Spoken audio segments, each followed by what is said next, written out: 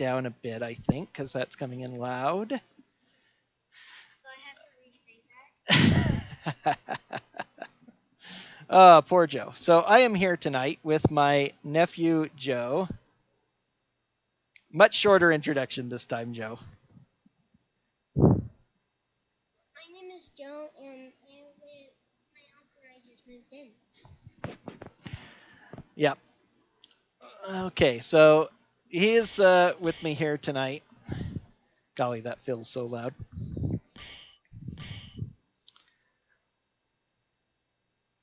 And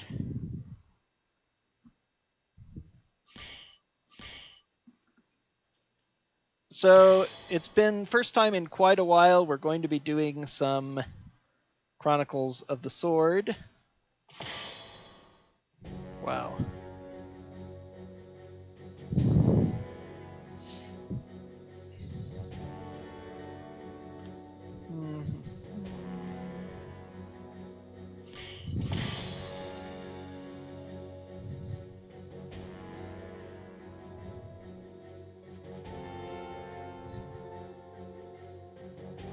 No, that isn't it.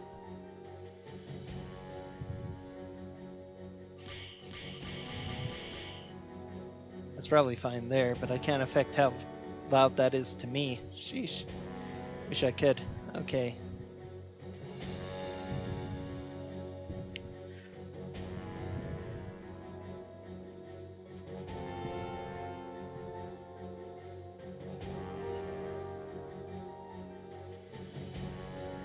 Okay. All right. So anyway, I haven't streamed in forever because I was running into lots of problems with my streaming device and software, and it was preventing me from. No. What is it that now I can't think of which one it is. Large button. That's the one. Fine.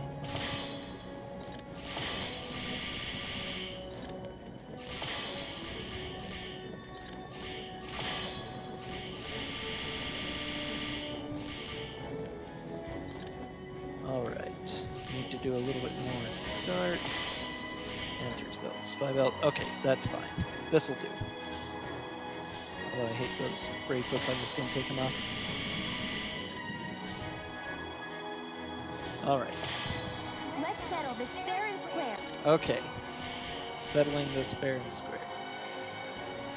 That sounds fine too. No, that's not the face. That's the face. Okay.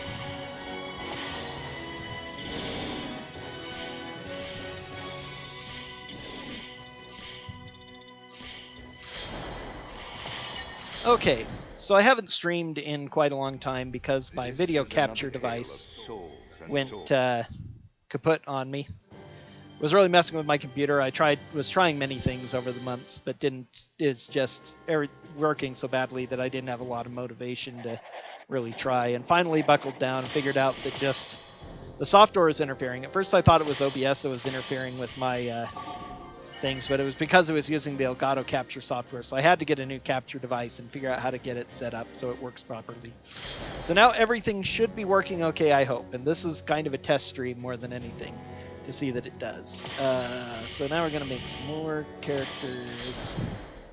Gonna have our generic sword master here, and in honor, no, we need to name him first. He's gonna be Joe, in honor of my beloved nephew here.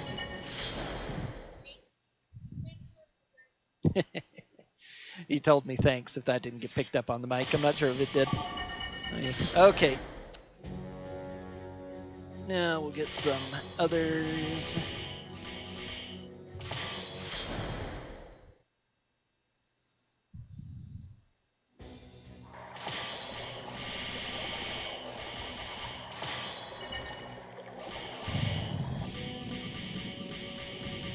Okay, what happens?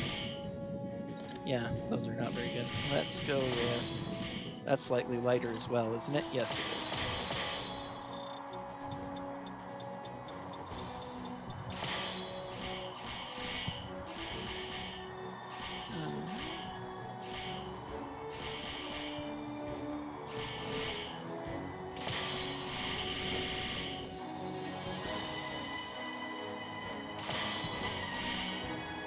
Actually, yeah, I can kick it over to that.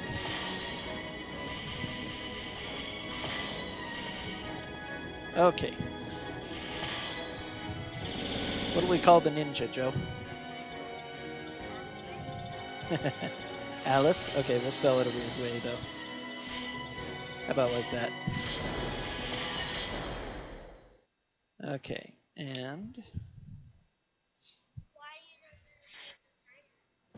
because I don't start it until I start playing the game. Otherwise, I wouldn't have time to make characters.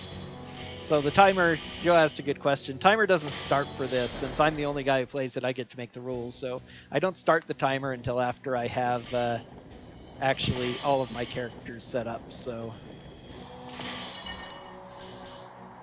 this is fine. I'm going to call this guy. What should we call the other samurai? Don't know? Okay. He'll be Dan. Good old Dan. You always need a Dan. Next one should be Sam. A Sam? Okay. Should I do a guy Sam or a girl Sam? Okay, we'll do a guy Sam. I usually do 3 females and 2 males, but it doesn't really matter. There's no difference in this game. Okay, pick one of these guys to be Sam.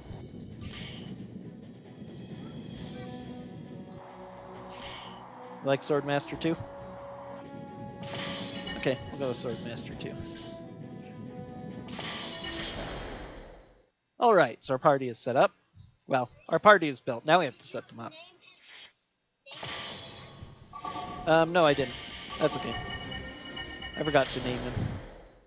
His name is Swordmaster, because that's his class. The default name for everybody is whatever class they are. So...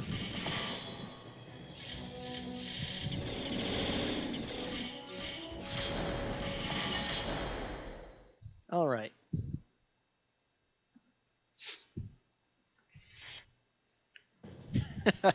Joe really wants to be in the picture. He says hi to everyone again. Now we have to make them all bandits. I'll explain this as time goes on. That is a good quest. Actually, not Sam. Oh, we need to equip them.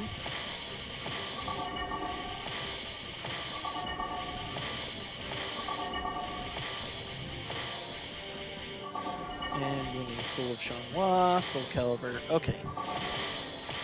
Both of us start at 2, and we begin in 3, 2, 1, go. Alright, so welcome to Soul Calibur 3 Chronicles of the Sword. Soul Calibur 3, of course, is a fighting game. It's the 4th in the Soul series. After Soul Edge was the first one, then Soul Calibur, and then they were all numbered after Soul Calibur. Soul Calibur 3 was PS2 exclusive, and they focused on only one system, unlike 4, 5, 6, and 2. And, yep, they do.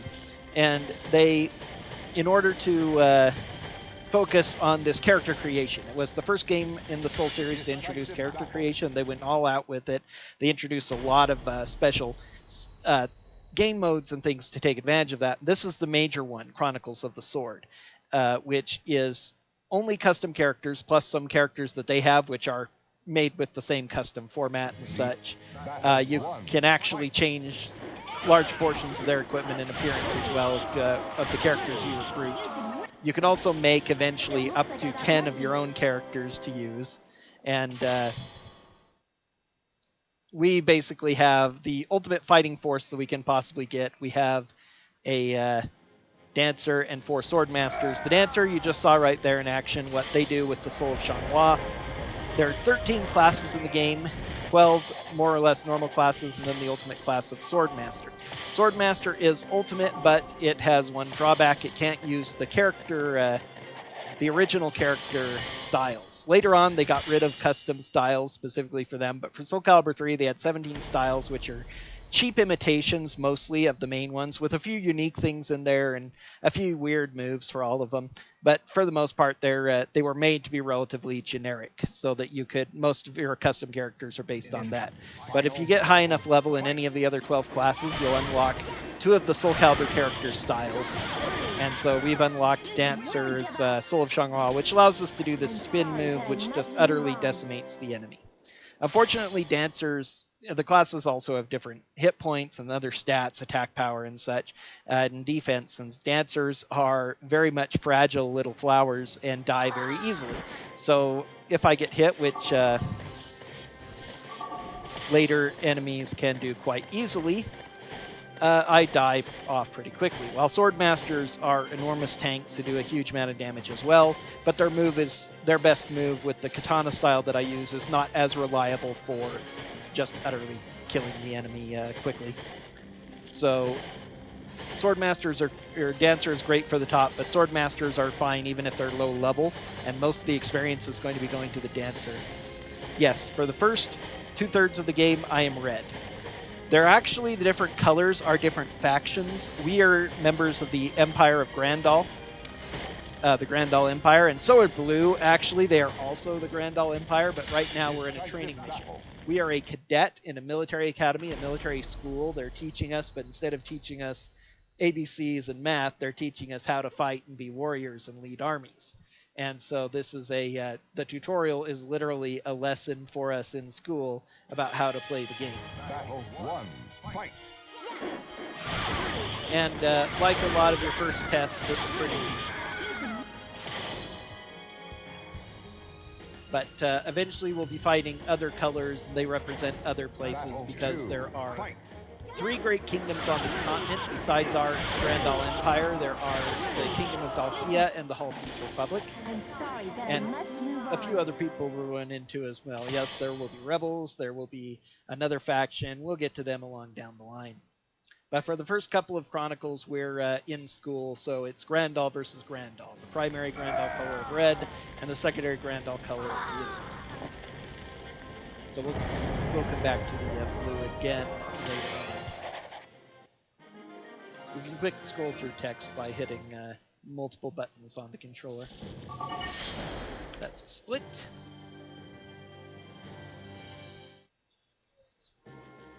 I split at the end of every Chronicle, which basically just helps me keep track. It's what us speedrunners do to keep track of our pace.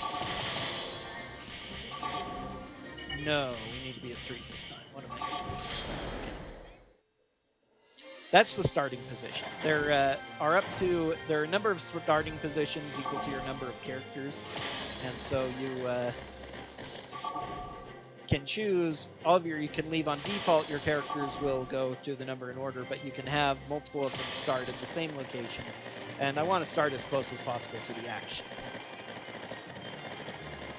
However, one of the things I do here and did on the last one as well is, whoops, darn it.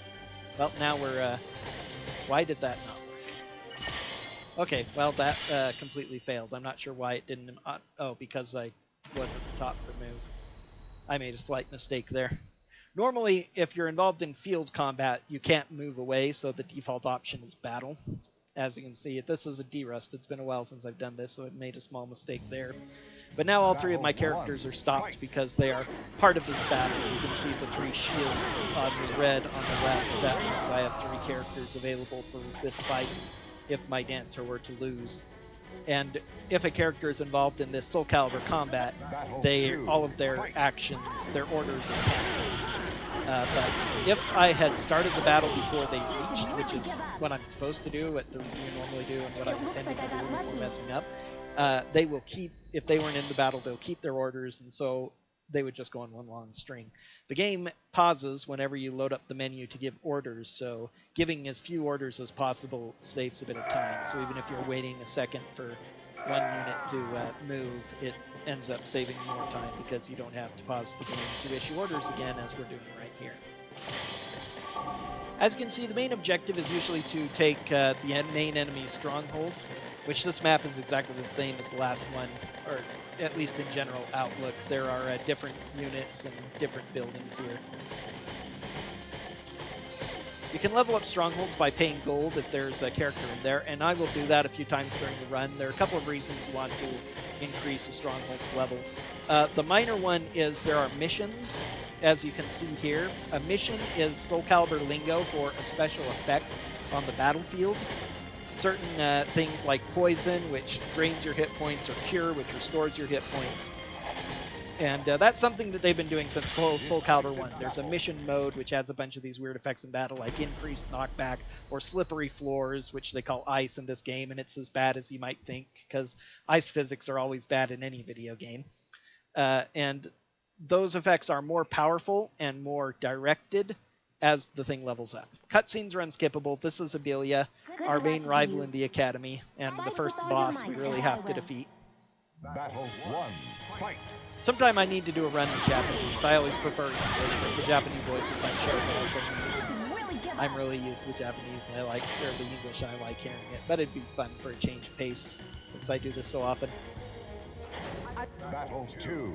Fight. Getting a bit lucky here, but it's pretty usual at low level.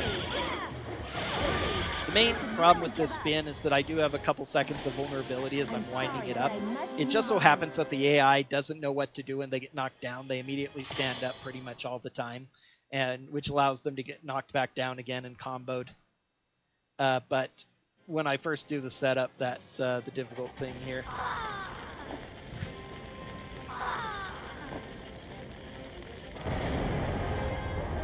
If I manage to complete this run, I probably ought to upload it to YouTube anyway, because I haven't uploaded a video in forever now, and then Joe can tell all of his friends that he's on a YouTube video, even if it's just a tiny little bit. Okay, Chronicle 2 is our graduation test against General Gerardo, who is the Supreme Commander of the forces of Grandal, as well as the main instructor of the military academy. So, hey, the F1. If you want to do that for me, Joe, I will tell you when to do it. The F1 key, function right there. That's what it's short for. It's what F is short for function. That's what all the F keys are. They're functions, and they were designed to do weird things and to operate menus and stuff in the oldest computers way back when. It kind of doesn't matter anymore. Decisive battle. That means that I was 10 seconds slower than my personal best time. The time I got on my best one. So I'm 10 seconds slow right now, which isn't surprising because I made that little mistake. What I was talking about before, how I didn't order my characters correctly so they were all in the fight.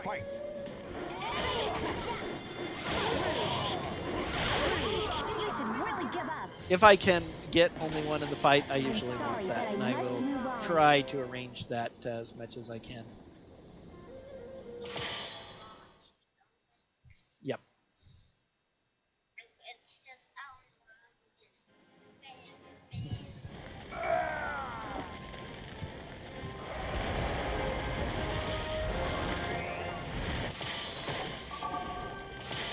Yeah, they're taking my buildings, but it really doesn't matter. As long as they don't take my main building, I'm okay. There are a couple of ways to lose. There's only one way to win each Chronicle, but there are multiple ways to lose every Chronicle. And one is if your main stronghold is ever taken. But that is usually not a concern in most maps, unless I play super duper horribly, which would be, I just reset anyway if I was playing that badly. Or the other way is if all of your soldiers get killed, which is kind of the same thing. That would actually happen first. Your characters will respawn in most scenarios if they are defeated. However, if all of them are defeated and on respawn, you will lose the Chronicle instantly. Soul Calibur is the specific weapon for the Dancer. It has 4 properties. It does more damage than normal. It sometimes counter hits. It restores my health slowly over time, so I get health back. My health bar just grows. And I can't remember what the 4th one is. It's not super important, but just the attack and the life up are really, really good. And the sometimes counter hitting, which basically makes it have a chance at critting, is how it effectively You works. will succeed in life. Of course, only if you manage to defeat me. Battle 1. Fight. Take a seat. Okay. Gerardo can sometimes be a pain. Since he has a lance, which is a very long weapon, if he decides to be aggressive, it's really hard for me to punish him, especially if he uses long, sweeping horizontal attacks. If you're not familiar with Soul Calibur combat at all, it generally boils down to it. For the most part, combat revolves into horizontal attacks, which are side to sweep attacks, swings like that. And then there are vertical attacks, which are either I'm thrusts sorry, but I or must move on. vertical swings up and down. And so horizontal attacks will beat side-to-side movement, but vertical attacks are usually faster than horizontal attacks. And then there are kicks, which have different properties of both. So it's all designed around the 8-way run moving. It's a pretty precise little style of combat. Very interesting and different than a lot of fighting games, of course, most of which are just 2D. F1, Joe. A little slow, but that's okay. I forgot to... Yep, which isn't too bad for a D-list. Okay, I'm going to change my unit to infantry here and explain why I have different units. So, units have a character class which is set when you build a unit, and that determines their stat growth and what weapons they can use. But while they're a unit on the battlefield, they also have a unit type, and there are 4 different unit types: infantry, cavalry, knights, and bandits. And we're going to be spending most of the game as bandits because they are far superior. Because they're the 4 stats that are affected by your unit type are your speed on the map, how much damage you do to strongholds, and how much damage you do and take from enemy units. And bandits are the second fastest movement and the second fastest at destroying strongholds, do the second most damage to strongholds. The 2 that are number 1 in those respective slots are also worse than the other. So knights do the most damage to strongholds, but they're also the slowest by far.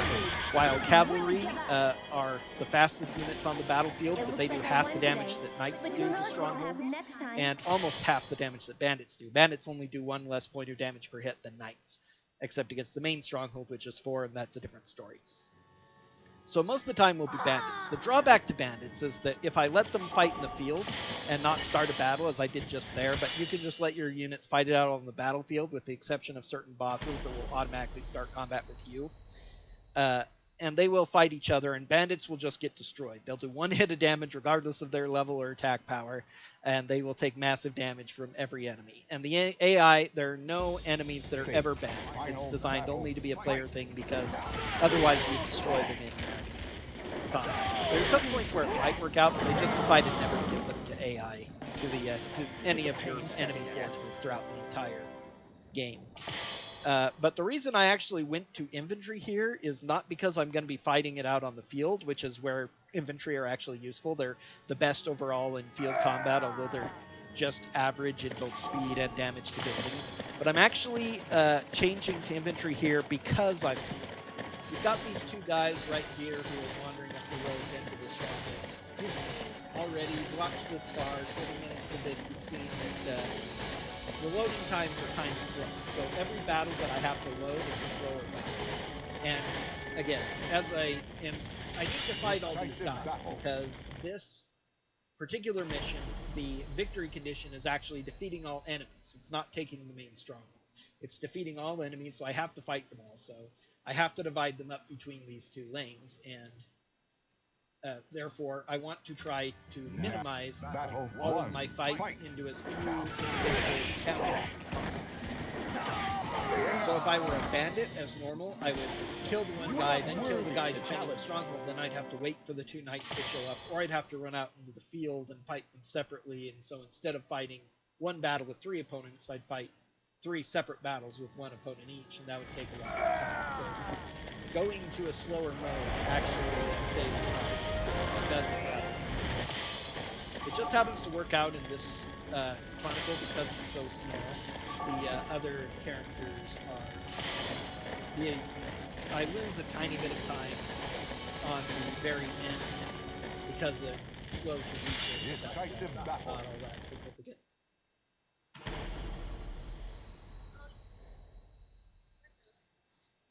These are bandits.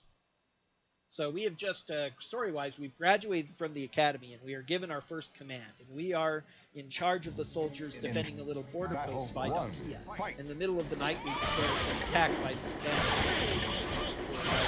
Thieves, highwaymen, robbers, they're given all sorts of other names. So specifically, bandits are generally thieves who attack people traveling the road and stuff and trying to steal from them.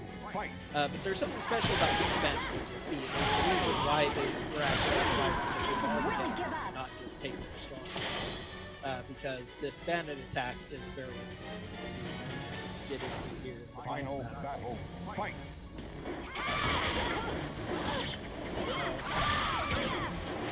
Unlucky.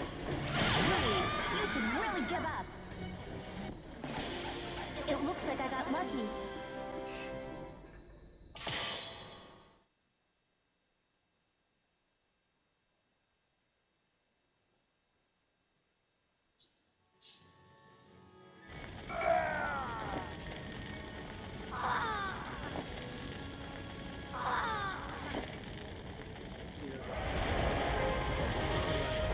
Seems to be working out. I've been having so much trouble trying to get all of my stuff working over the past few months, as well as moving into this place. As Joe tried to explain in one of his introductions while my mic was muted, his parents, my sister,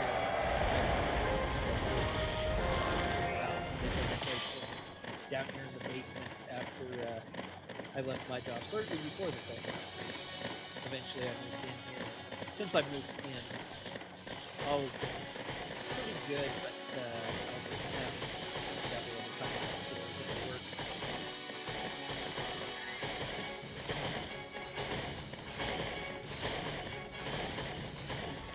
My Elgato capture device eventually was going to get the best. Didn't really bite the dust. It was just the software for some reason kept interfering more and more with my other input devices. It might have actually been because of the USB controller that I have. When I had this computer built, I had my best friend who built it for me install a USB controller slot. It's got like 8 USB plugs in it, so I can plug a lot of USB plugs in. But apparently, video capture devices have problems multiple items on the same board, even if they're that controller. And I think it was something I dealt with when I got my screen capture device.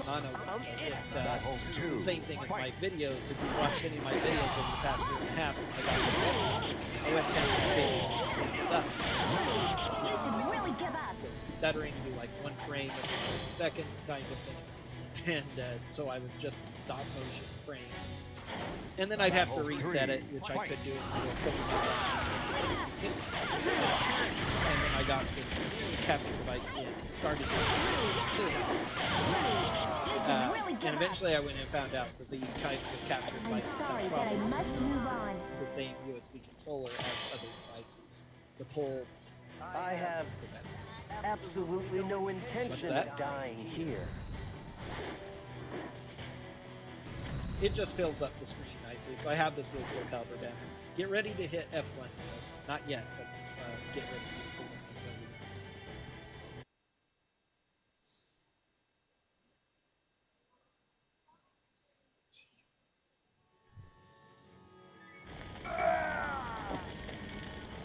Alright, so the interesting thing about this fight that I completely glossed over while talking about my capture is that there were 2 special bandits here who were actually the same generic Randall soldiers who fought in the first couple of training missions. And it's essentially as we go into F1, as we go into at the beginning of the next Chronicle, Dalkia suddenly declares war on us, saying that we attacked them first. They spotted soldiers dressed as Randall soldiers who attacked them, and so they declared war on us out of retaliation. And we realized, wait a minute, we didn't do any such thing. These bandits who are dressed as Randall soldiers and were here on the border between Randall and Dalkia must have done this.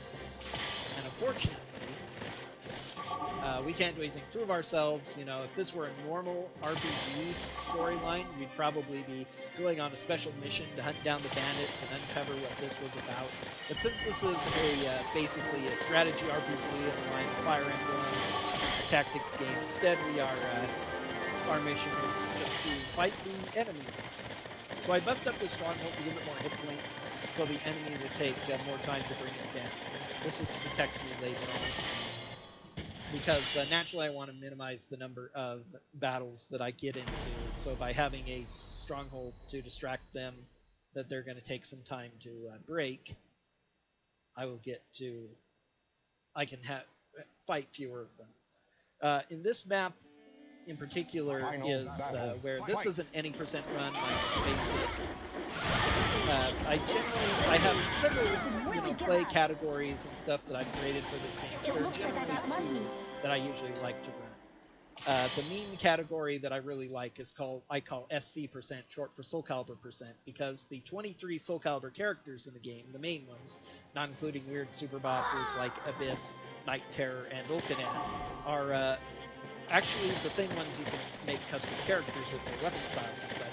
They are super bosses spread throughout the Journey Chronicles, and the first super boss appears on this map. So let's see, I think I'm going to get 2 here, which is slightly unfortunate, but not super bad.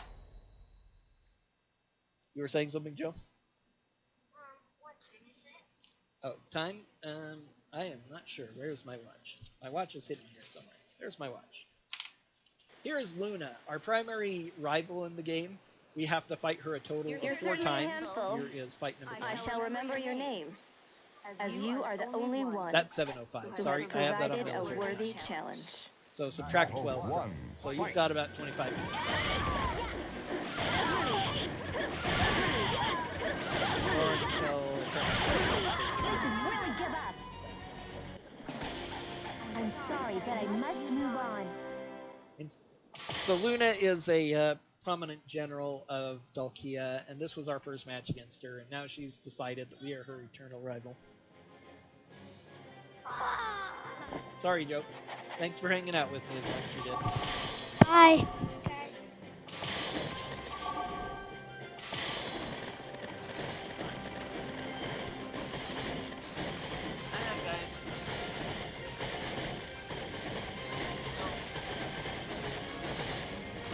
That's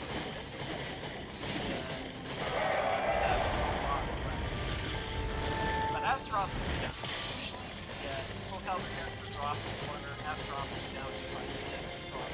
So they are it's very with the trouble you want it anyway because it's not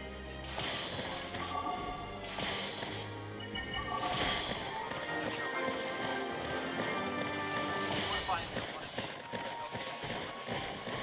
I'm off.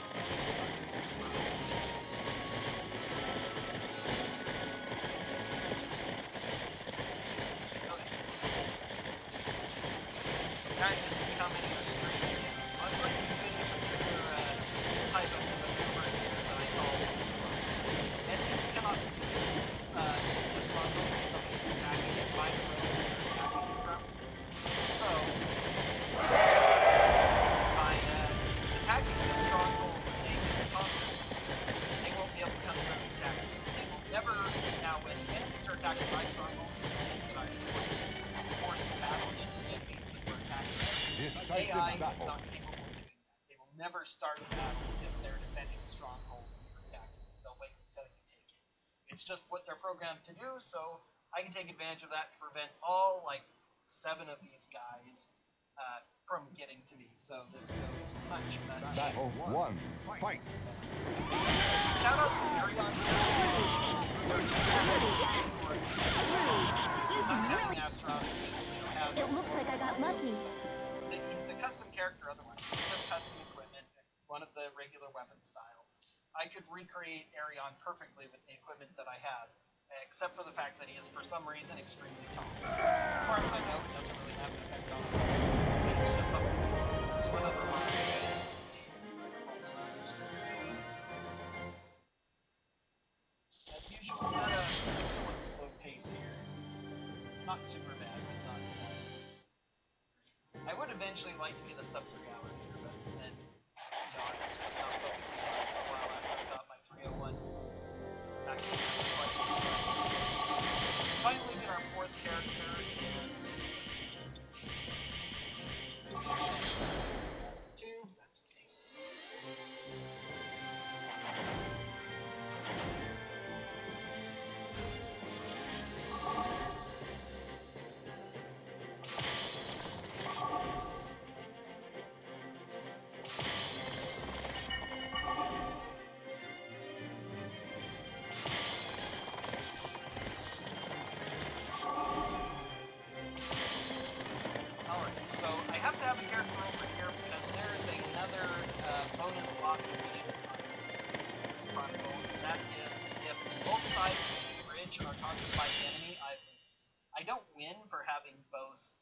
sides under my control, but I lose if both sides are taken by the enemy.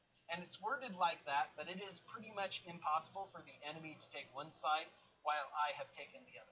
It just wouldn't be possible to do it. Final battle. Fight! Did I do it? Did I do it? Did I do it? You can't get it! It's over! I won't hold back next time!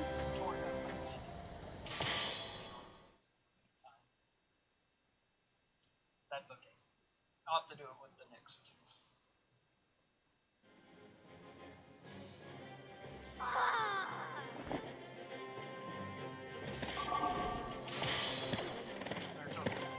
Now, the safe strat is to go ahead and wait beside the stronghold, but rushing out will help distract at least one enemy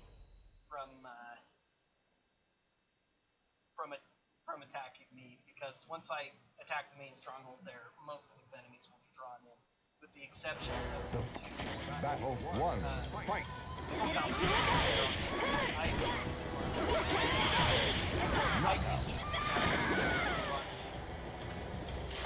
won't see them because this is exclusive. Final battle. Fight!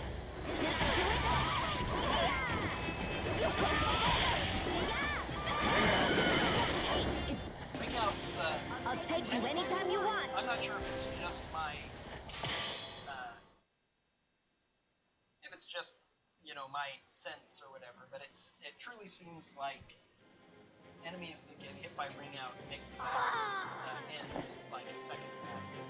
Besides the fact that you're ending the battle they're very easy. Now, it doesn't guarantee a victory to bring somebody in Chronicles. In any other Soul Calibur mode, the other game, you bring somebody out and get automatically. They didn't want you to be able to hit enemies that should be easily in Soul Calibur 3, so rather than just put the enemies that didn't want that to happen in closed areas or seal off the walls or something, they just made it so that only half of their maximum number of damage. Decisive battle. To the full stat bar. So if they're half health or under, it will automatically finish them. But if they're over, they just lose a large chunk of their health, and then the battle resets to starting positions and goes quickly, immediately. So it's still advantageous generally. Battle 1. Sometimes Fight! it's bad for You should really give up. The answer is not put down out. Then I have to redo, even though they're only at a sliver of health. I'm not guaranteed. Battle 2. Fight!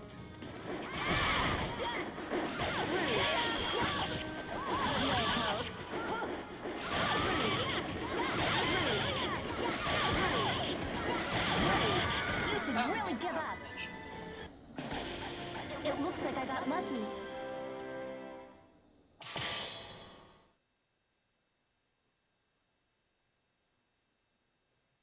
One of the unique things about this map is it is the only map where there is not a boss inside the stronghold.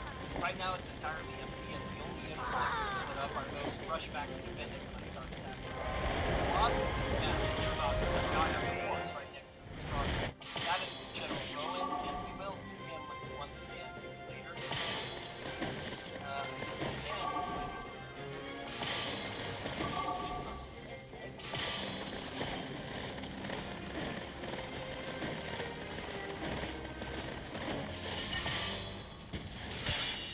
Slightly on moving the other two because I only want 2-ish orders to one of these orders. Since Rowan is a cavalry, he'll be hitting at that stronghold the entire time, and this is how bad cavalry are at taking strongholds. My character's actually less damage than that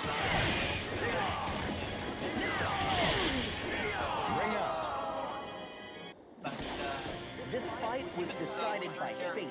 Doing that, the cavalry is still so bad that even a level 1 stronghold he will not be able to take before my 3 guys have taken out the level 4 main stronghold right here. Now, as you get further in, the hit points of strongholds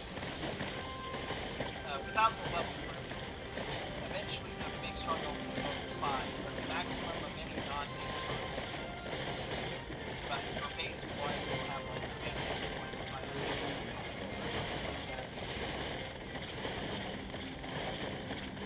Now, I want to make sure not to actually take the stronghold because I don't actually want to fight the stronghold. For instance, to make sure you're trying to. So now he'll run to again. We'll take it for. And unfortunately, we'll just.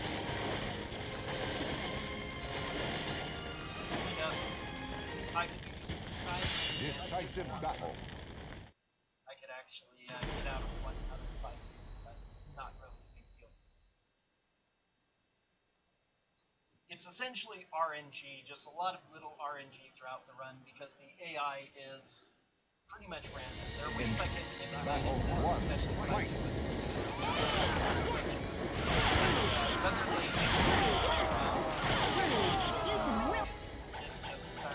they do an attack that because as well as vertical and horizontal Battle attacks, 2. high Fight. and low hits. When I'm in my crouch, high attacks just go. So when they try to attack high while I'm coming in, they'll if they attack low, Battle 3. Fight.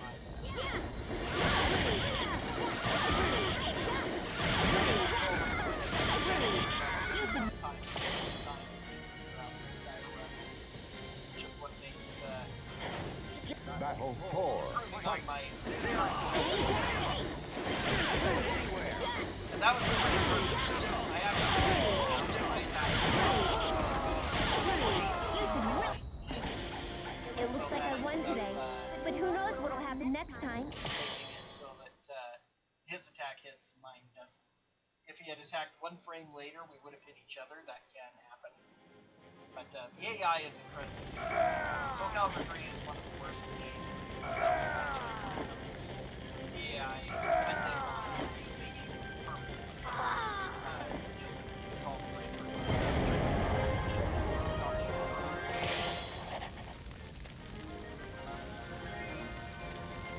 slightly slow fights there, but not a good.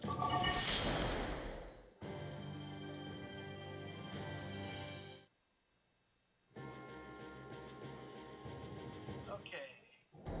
Our second battle against our first monster, Don't ask me where that name comes from. I've tried researching it. The only response you get is talking about this game. Pleasure Pemdo are the bodyguards of Luna, and they are supposed to be based on the elements. At least their general moves are based on the elements. They, for the missions that are given to strong as well as the weapons they wield, they're based for the elements. There are no real elements in Soul Calibur. It's not a real role-playing game, so I said it is, but fits the definition, but it's not. It doesn't actually have elements of attacks. Or anything like that. But they fit the themes of the elements, and so we have to deal with those. Now, mostly in this first chronicle, that affects the 4 missions on these 4 outer strongholds leading into Luna's base. We have to Final battle. 5 Fight. plus Pepto. But they are not Really give up. outside. It looks like I won today, but who knows what'll happen next time. So I don't actually have to move up, down all the routes or anything. The quickest way to get in is actually to squeeze in through the middle, hit these 2 strongholds, and then go after them. That will cause these 2, HE, Elua, Elua's this one I think. I forgot. HE is here anyway, which is kind of annoying, but Dildo is not. I've already mentioned ice. A couple of places Decisive you have battle. to fight on ice in this game. How many? Is there really just one in this one? It might only be 1, 2. Definitely 2. 2 places with ice that I can think of in the any % run. And that's still 2-2. In We have to do battle one more one, in the fight. SC%. That's all guard break on her attacks. Fight. Release it with lightning. Again, she's fire. You should really give up. Lightning is a little bit It looks weird, like I won most of the today, time, but who knows in what'll most happen advanced next games, time. lightning is associated with win. But that's because all guard break with lightning on your weapon is, in Soul Calibur terms, the lesser effect of all unblockable. If you have an unblockable attack instead of lightning, your weapons are fire. So that's great all guard break and all unblockable. They consider it this guy standing alone here is Lizard Man. One of the Soul Calibur characters. 60% work. Now we need to deal with HE and Whirlwind. Whirlwind is a Decisive problematic one. battle. We'll have to deal with it several times during the run. Luckily, this Whirlwind is particularly weak, so it doesn't affect us too much, but because of the way it moves our characters in a circular motion around the map, it can push us out of range of our combos, which is kind of bad. Again, this one's weak enough that it generally isn't a Battle problem. one, You can fight. see me moving. Other places, You should really give up. with me, they can actually It was a decent match. rolling backwards onto their feet, rolling to the side. The way that that my spin to win auto tracks, if they don't, no matter which way they go in a normal fight, I'll track them down and hit them anyway, which is why they're doing so well. But if anything causes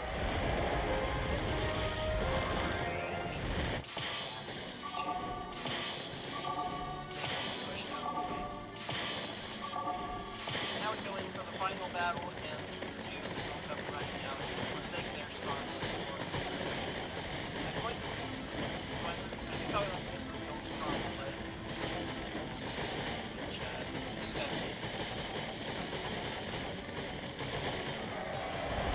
It's not a longer road if I take one of the outside tracks, but I still have to destroy just as many targets as I actually Decisive battle. It really wouldn't make things any easier though, because if I were to go on an outside track and say only take on Elua here, then that would just force Loopy to leave the middle section and come running up, and I'd have to run back and deal with her. So we meet again. Now, it's time to collect on your debts. Battle one, fight.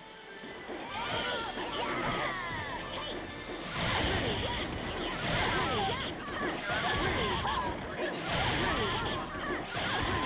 And again,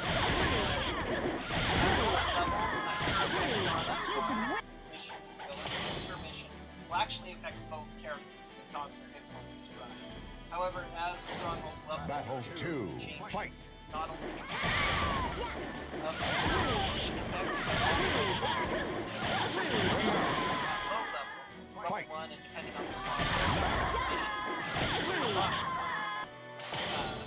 it will affect both characters. Always in Battle one, three, fight. but or higher, always only affects the one.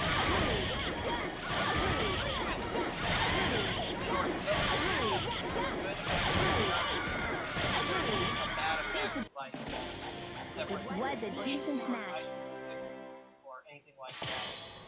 That will be did I already beat all three of them? I wasn't paying attention. Guess I did. I was thinking I still had HE. Like this.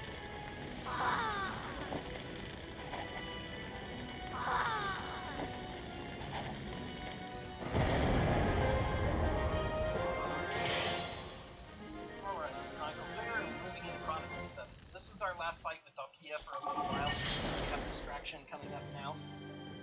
In the form of the Haltese Republic declaring war on us. Seeing their two adversaries engaged in battle, Haltese Republic feels that this would be an opportune time to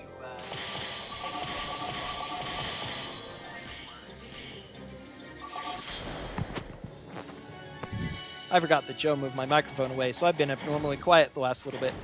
Not that it's a big deal. Okay, this is a kind of a clumsy mission. 3 lanes, as several of the maps have, but they're very funkily shaped. Funkily? Is that a word? They have a very funky shape to them, so... And these enemies are generally programmed to target me, which does make for some interesting AI manipulation I get to do in ways in order to actually avoid fighting them. We're going to take this first stronghold, and unfortunately, we'll take it before these guys arrive, so we'll have to start the battle with them once we enter and then issue some new commands. Easiest thing to do is just let all 4 come in and hit battle here. The guy directly north of us who's just standing still is Rock, Soul Calibur character on this map. Level 60 Gladiator, of course, we don't have to fight him, and we're not going to because this is any percent. Battle 1. Fight. I didn't even know who I was on. Elise is getting lots of experience.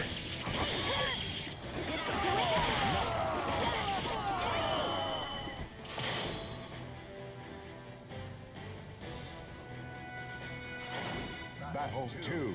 Fight.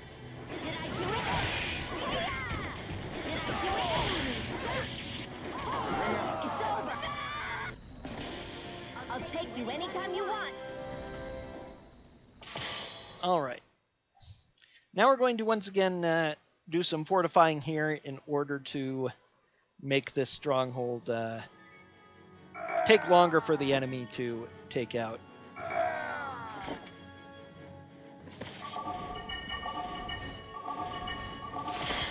Okay. Mismenuing here. Derusting.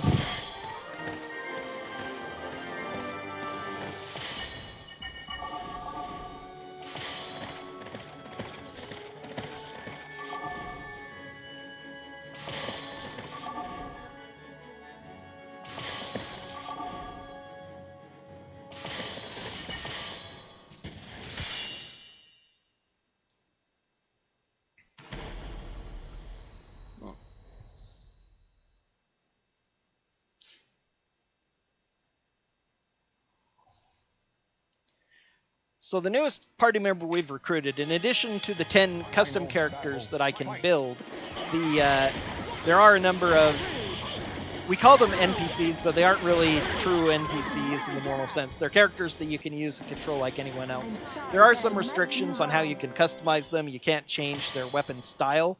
You can't equip different weapons on them. And over the course of a normal game building up, this is a fully unlocked game, kind of a new game plus. The only reason I don't really call it a new game plus is that there is actually a new game plus option for your Chronicles game. You can play it with characters who've beaten the game before and they retain all of their experience and that they've gained. But these characters who you recruit, we'll call them recruits. You can customize their look to a certain degree, not their face or voice or their eye color, things like that, but you can change their equipment they're in if you really want to, as well as customize your own created characters. But Gerardo himself actually joined our party at the start of this chronicle because we were beating up Dalkia. Aurelia actually joined our force. She was sent to help us out as our adjutant a couple of chronicles ago, but after Haltis declared war, she was left in charge of our forces there, and we were sent to, with the rest of our force, our tired soldiers who've been busy fighting Dalkia this entire time, we were sent to suddenly rush to the other side of the country, I guess, to battle Haltis. They don't give us a really big map of this continent and where the locations of everything are for the most part, but obviously the border has to be some distance away. And Gerardo, who again is the major military commander of the entire Randall Empire, says, "Oh, looks like you're having a rough time. I hear your troops are complaining about Aurelia being left with all the glory. Let me help you out." So he just assigns himself to your unit as your second in command. And again, you're a captain who just barely graduated from the academy less than a year ago. This is your first offensive campaign. But, whatever. Anime style storyline. Goodness. And this is ice. This is the magic of ice. got a bit lucky there after getting unlucky with her hitting me. Now, if I can get the combo going on ice, it generally tends to work. It sometimes will drop depending on how we slide around and how they move, but usually I can keep the combo going just as well as I do on any normal battle. But getting the combo going in the first place is rough because of how we slide, and enemies on ice just tend to be more aggressive. Again, though, that's totally RNG. In one game, the hardest guy can choose to be totally non-aggressive, and I can combo him down really easily.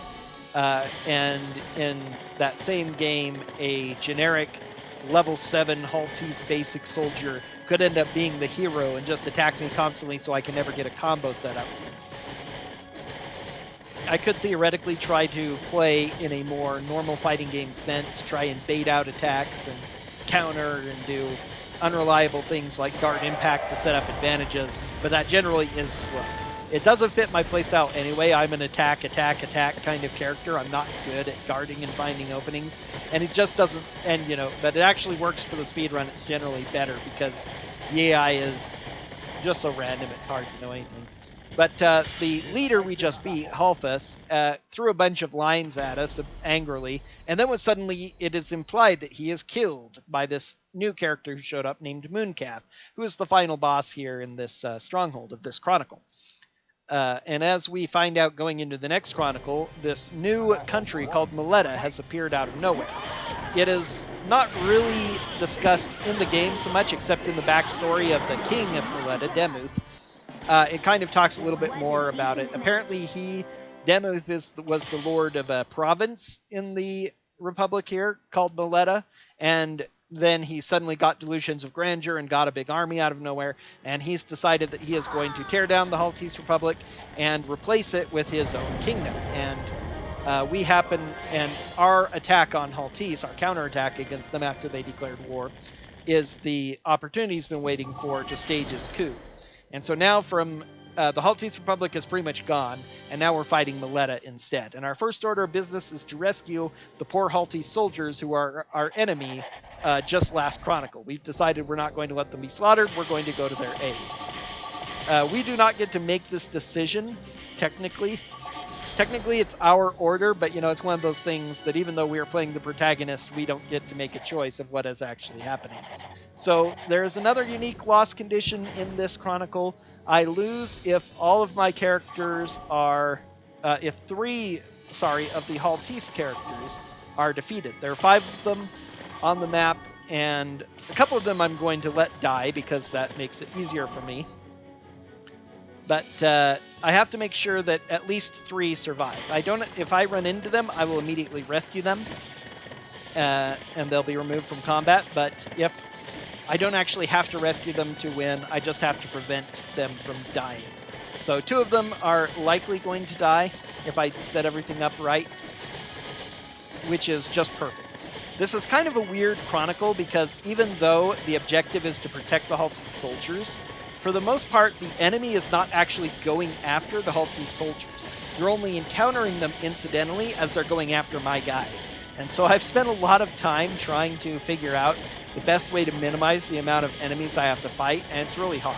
There are actually only 3 total, including the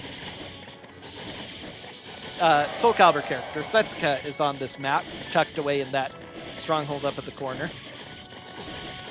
I have no idea who I'm giving levels to. Damn. Okay. But there are only 3 of them that I actually won't end up fighting.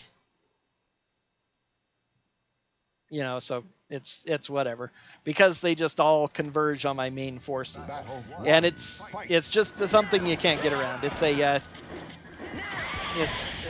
damned if you don't do, damned if you don't scenario, because if I try to spread my forces out in order to manipulate them into other areas or other battles or some such thing, I won't be able to, you know, I need to focus my character so I can take down strongholds faster. It's waste time not taking down strongholds because I haven't conserved my effort.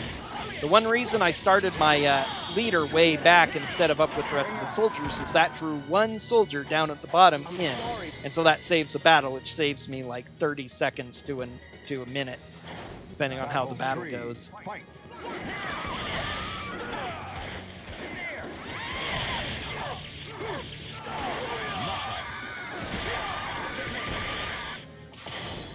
That was actually a mistake. If you do a throw on an enemy who is dead, it will actually extend the duration. It probably didn't lose a lot of time, but you can hit the enemy and it won't really do anything for wasting time or whatever. But if you get engaged in a throw, it will not end the encounter until after the throw is completed.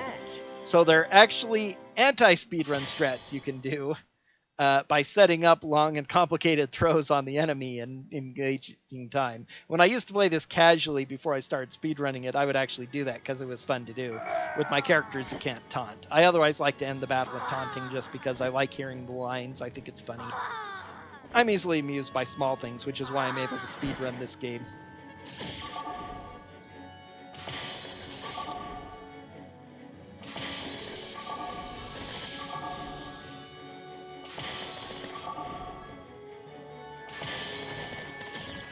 So now I can forge through the middle. So the interesting thing is that these two soldiers over here are generic soldiers. They have no name. They're nobodies.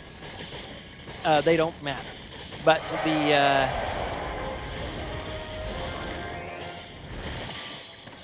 although, you know, they still count for whether enemies are killed or not. That one who just died is Elua, and she is the leader of these particular groups of Halti soldiers, we would assume, because she's the one who talks to you after the battle's over, and she will actually, even though I let her die, she will join my party because she's an important NPC part of that. It's the only time she really makes the speeches here, though she does end up rejoining later on after I lose almost all my soldiers. That's way down the line, even though I let her die. The other one, Larage there, who I just let die, is another character who can join if I save them, but because I didn't save him, he will not be here or present later on.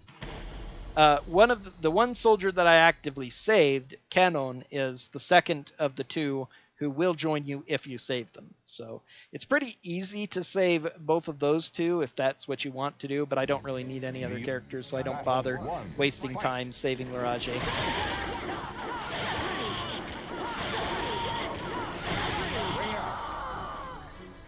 Oh my word, she has like 1 hit point left.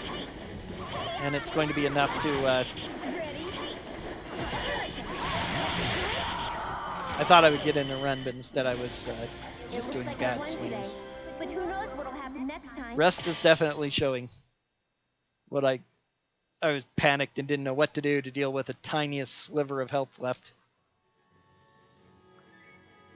And the thing is that Xianghua is actually really good for fast, decent range attack combos for doing that kind of necessary hit, but I was trying to do the wrong things while out of range. Oh well. Still not a bad fight. Getting the ring out zapped a lot of health.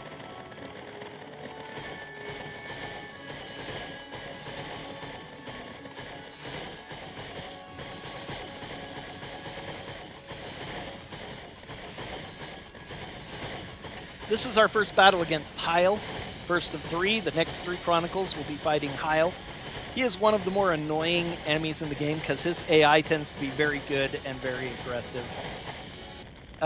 His second option is the least aggressive, but that it comes with its own problems, as we'll see next Chronicle. The final time you fight him is when he is a really major beast. And so the easier way to play this game for the most part would actually be to do it with 4 Sword Masters and not use a Dancer because they are so fragile. The damage they do is pretty impressive, but the main reason I actually do want a Dancer for my main character is for the final Heil fight, because he is he is atrocious to try and fight with the katana style. There aren't too many styles that break his guard easily either. It just takes forever if you use anything other than the Dancer to fight him there. And even the Dancer takes a little while, but it's way more consistent than any of the Swordmaster styles. And it's a little bit faster for quite a big majority of the game, although I have a better chance of dying and losing time on many fights. So it's, you know, there's give and take there, but what can you do? But I generally really enjoy the dancer and the spin to win, so it's a fun little flavor to this particular run. Okay, our first mission with 5. Everybody else 2, if I can get there properly, and one guy at 5.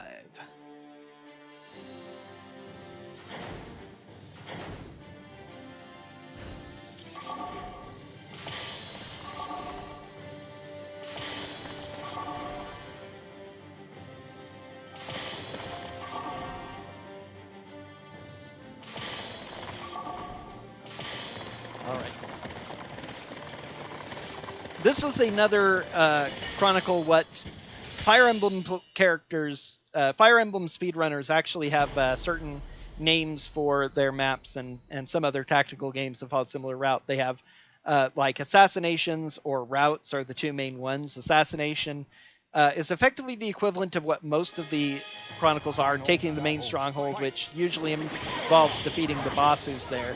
So that's what most of your objectives are, if you're familiar with Fire Emblem speedrunning.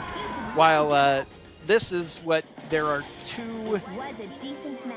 A couple more than that. They're just like there are 3 or 4 missions that are effectively route battles where you have to defeat every enemy, and this is one of the route battles. Because of that, I have to split my forces, and it's very chaotic and clumsy because the AI, most of the AI scripts in this game are extremely precise. Who you move where, and when you start attacking certain strongholds, you can pretty easily figure out how to manipulate the AI in order to make them go where you want. But on this map in particular, the smallest little changes in where you start attacking people totally changes where the movement, and it's very, very hard to replicate. Sometimes just the order that I choose to move my characters in makes a difference. And this usually is the best way, I think, but it's hard to...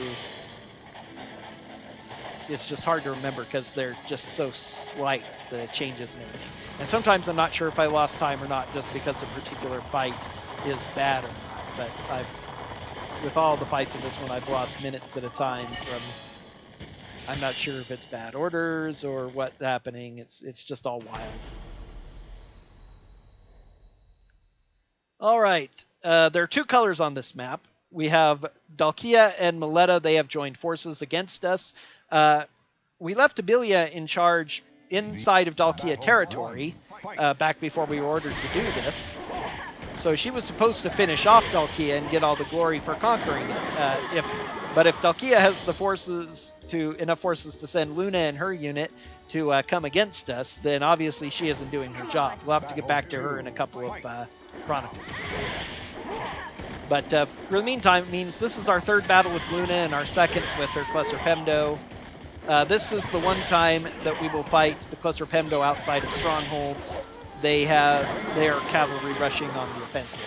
It definitely makes sense that when Dalkia signed a treaty with Mileta in order to, a defensive agreement against Randall, that the volunteer to come fight our hero Daria against Luna would be first in line to do that, since, we're her rival. Not that she's much of a rival. Interestingly, you get a little bit of extra dialogue if you let her conquer the stronghold and your main character isn't in it, which, Joe is the only one in it right now. She would actually have a line of dialogue saying, "Out of my way, you're not the one I want." And she always has this, regardless of, you could actually defeat her on purpose with somebody who is not the main character both times you fight her over the course of a playthrough. You wouldn't do it in a run, that'd just be a waste of time. But and she will still single out your main character, even if the one defending that were the same character who actually defeated her both times. The game isn't programmed to make anyone but your main character the rival of Luna. It's kind of interesting, the little bit of programming that there is in the game based on things like that. Certain dialogues that will come up that they're programmed to do, but everything is, none of your other characters are of real importance other than the main one, naturally. Kind of how these games go.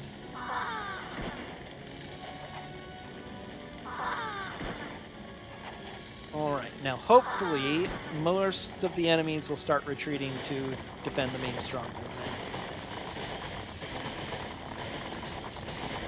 These 5 we're going to fight right here. Going to be fighting that cavalry with the main character because that cavalry is not programmed to defend, and everything should be going well here.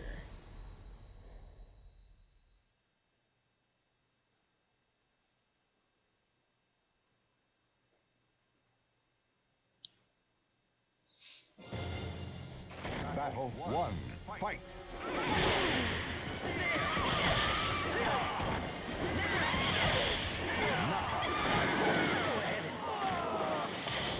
Go ahead and wah! As I say, sometime I'm probably going to play around with Japanese dialogue on a run. I really should do that since I've been running this for like 5 years, almost now going on 5 years. I've never run it once with Japanese voices, but I ought to do that just for a change of pace. Battle 3. Fight. There are an awful lot of people who feel very strongly about English voice actors of imported games. And sometimes, you know, anime and stuff too. They just absolutely detest them and think they're always bad. But I generally enjoy them. And yeah, they're not the super highest quality in this game, but that cheesiness just makes them all the more endearing. Some of the dialogue for these battles are just hilarious. I especially love my soldier who asks, "Did I do it?" every time she attacks. Final battle. But Japanese voices wouldn't be bad for a change of pace.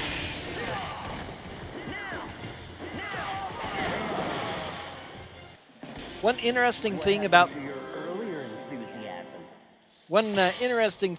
about this game's programming is that there are essentially tiles on the map, although you can't see it that way. It is actually in a grid or tile type format, and only 5 units at a time can occupy a tile. And units of different factions, or Dalkia and Mileta are allied, so they count as the same faction. But I mean, enemy and ally cannot enter the same. If an enemy is already entering a particular tile when you show up, and that would be the next tile you'd go into, your character will not be able to progress. So they will actually stop until the enemy unit moves into the correct position on their tile. You'd stop it wherever your center tile portion is on tile, wait for them to show up, and then they start attacking each other. And you can't really start combat until that happens. And doing it too early, if multiple characters are involved, can lead to certain characters not being in the fight. The same thing if you start a battle too early when an enemy is ready to start adding to the siege. It's very weird how it calculates all of that. It determines, in the way of sieging, you don't count as actually attacking the stronghold until the first hit of your weapon lands, interestingly. Okay.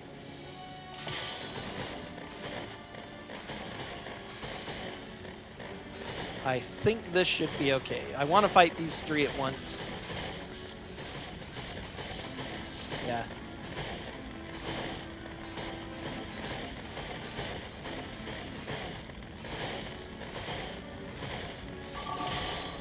Giving a bit of experience to Elise here.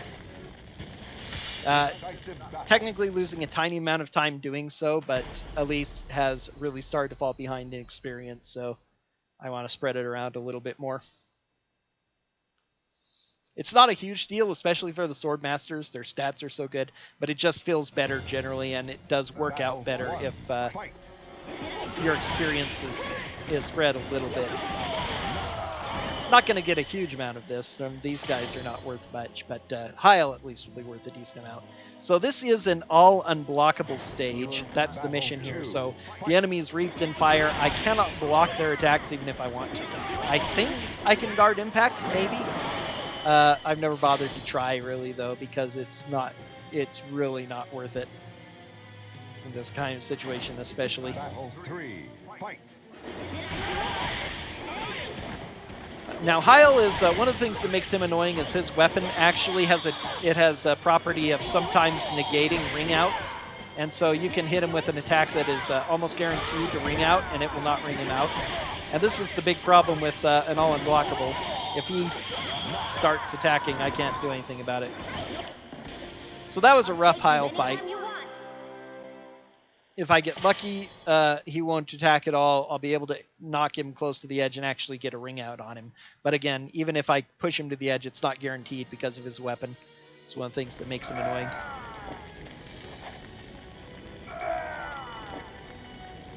That was a relatively average Chronicle night.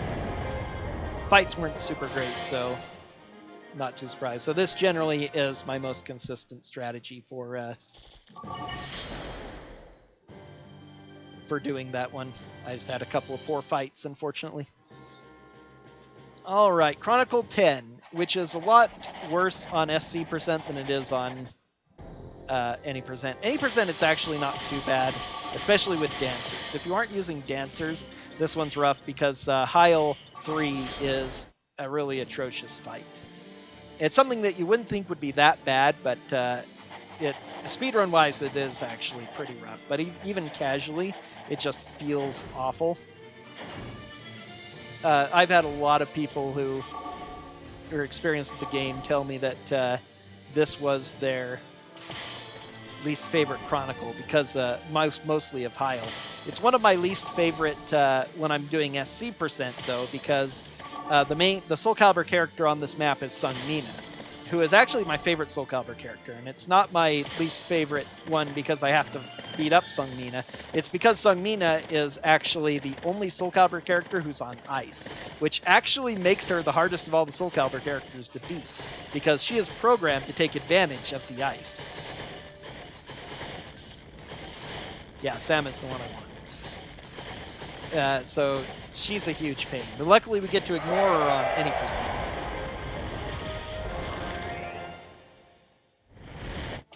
And the only thing that's really a problem is Heil, and this fortress in particular right here. It's a bit daunting your first playthrough when you come here.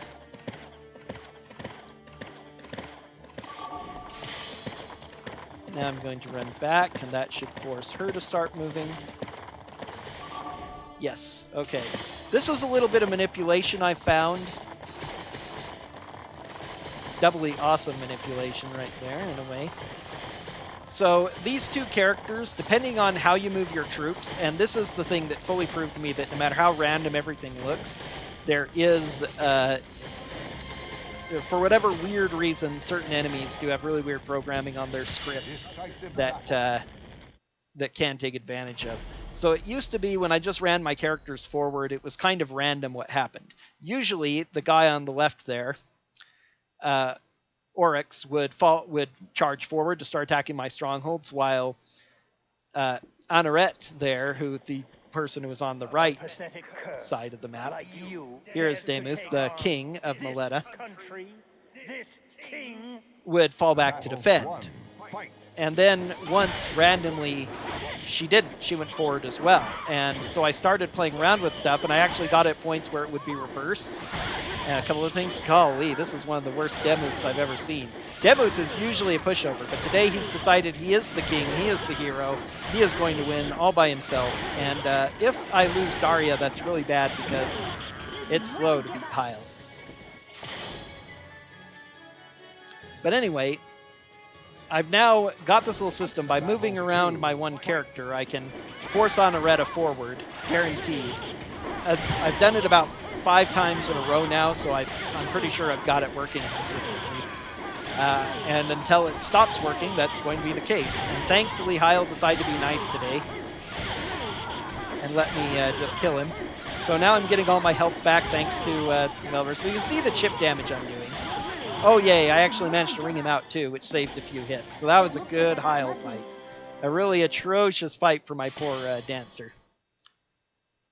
Goodness gracious, Demuth was mean, but still it turned out pretty well because the Heil fight went well. So when you're that fight normally, Heil is incredibly good defensively. And it's only a few moves like that spin to win that really get through his guard. He's very aggressive, is very good at blocking and counterattacking, hitting you when you try to move around. He's just one of the absolute worst characters in the game. Right here in the middle, halfway through in Act 10. And you do so little damage because of the offense down mission here, which is, let's see, who do I want to give the experience to? Whoops. Lost. I'm wasting a bit of time doing this. Whoever's lowest level, looks like it's Sam. But because of offense down, it should be called just defense up. It's the same effect, essentially, instead of the... But it has the effect of lowering the attack of the offense instead of raising the defense of the defenders, whatever. Amounts to the same thing. So you do chip damage in that fight, almost regardless of what your stats are. So it's quite painful to get through. Demuth's stats are so low, it isn't that much of a problem, but in particular...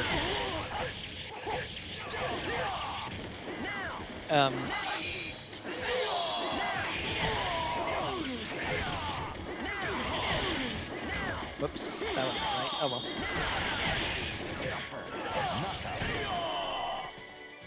Heil's stats are so high that you just do chip damage to him with anything. And the Swordmaster, which works so well with the shoulder charge on most enemies, he blocks very consistently. There we go. It's hard to ring out on this map, but if you can get it, definitely saves time. Battle 3, fight!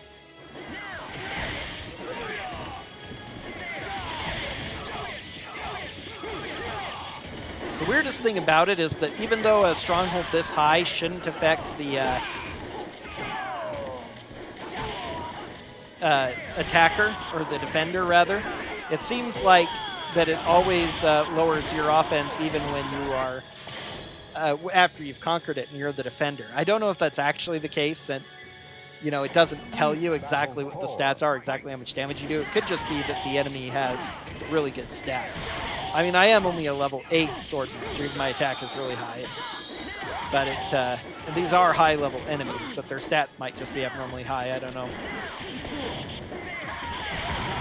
But it is one of the things that makes this so rough for so many people casually, because after you have to slog through that big fight against Heil, chipping away at his health until he dies, immediately your new stronghold comes under attack by 8 enemies. Or is it only 7? I can't quite remember. Good ring out. That'll lose a lot of health.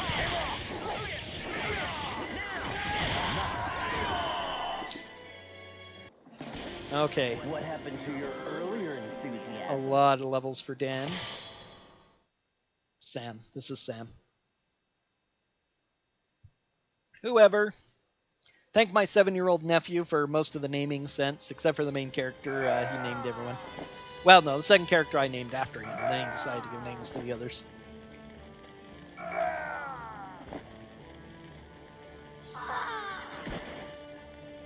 Now, I was talking before about how there are actually tiles, and a tile can hold the maximum of 5 units. So yeah, there are 7. These other 2 knights would actually just hang back, and they wouldn't be able to enter until these other 5 were defeated. So yeah, there are 3. That's right. I thought there were 3. But it looks that sometimes they're traveling, they are stacked on top of each other. And once they enter this tile, they have to move out into the positions assigned for units within the tile before they start attacking and all that. You can fight more than 5 people in a single battle if they're coming from multiple directions, but if they're just coming from one direction, 5 is it. The others will have to wait. It's the same thing way back in Chronicle 4. Yeah, it was 4. When all the enemies were rushing back to defend against the main base, and they took the stronghold right before the main one, and were crowding in there, only 5 could enter, and the other 2 had to stand outside on the road, looking dumb and twiddling their thumbs, while the other 5 waited for me to take the stronghold. That plug technique is very amusing, in addition to being speedrun effective.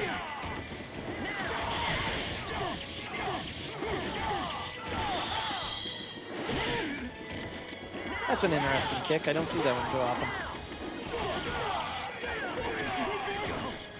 Oh, come on. Just die already.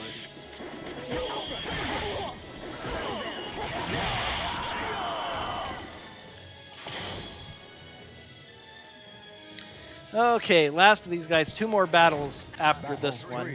Fight. But the last of these guys that are charging. Nice. Again, ring outs in Chronicles of the Sword only. Every other game mode, even in this game, a ring out is a guaranteed win against most enemies. But in Chronicles of the Sword, in order to prevent you from easily ring out cheesing some of the more powerful bosses, they decided to make it that you only lose half your maximum health if you get hit by a ring out. So if you're at half health or less, you're dead. But otherwise, the battle resets as it showed there, and you just lose half of your maximum, which is still close to a victory. For the most part, I actually don't mind that little feature in the game.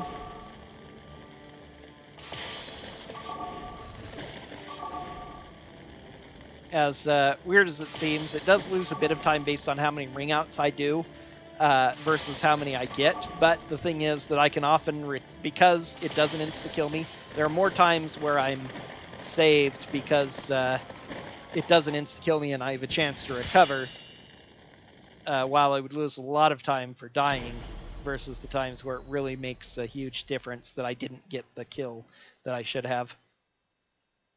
I guess in the grand scheme of things, if I'm playing more perfectly, it would be better if ring outs were instant kills no matter what. That would save quite a bit of trouble on some of the other fights especially. But again, if I were playing perfectly, I just instant killed them after they got back up again. You should really give up. It was a decent match. There's Kierkegaard. And now we just have Chester, the instigator of the what they're calling the Mantis War, according to the lore in the game. This conflict that we're in, that's a word that historians like to use for war, the conflict. He's the bandit leader who was in charge of setting it all up, who got some Grandal uniforms and dressed up as bandits as Grandal soldiers and attacked Dalkia and caused them to declare war on us. As he is about to elaborate in Bond villain fashion, all part of his plan to rise to power during the chaos, but because we just so happen to be more powerful than every other army on the continent, everything is in ruins, and now he is going to be the last one to fall. I wasted a bit of time by having him go that way to attack a second stronghold, while normally they both would stop right there, but it's pretty minor time loss overall.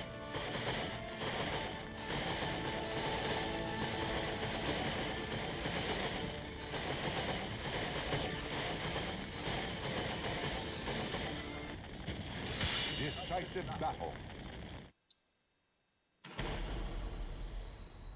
Chester is pretty anticlimactic as a villain every time you fight him. In the early Chronicles, of course, none of the bosses are that rough. Gerardo is by far the worst boss of the first, 5 Chronicles, because he's a powerful knight with a very long-range weapon. All right.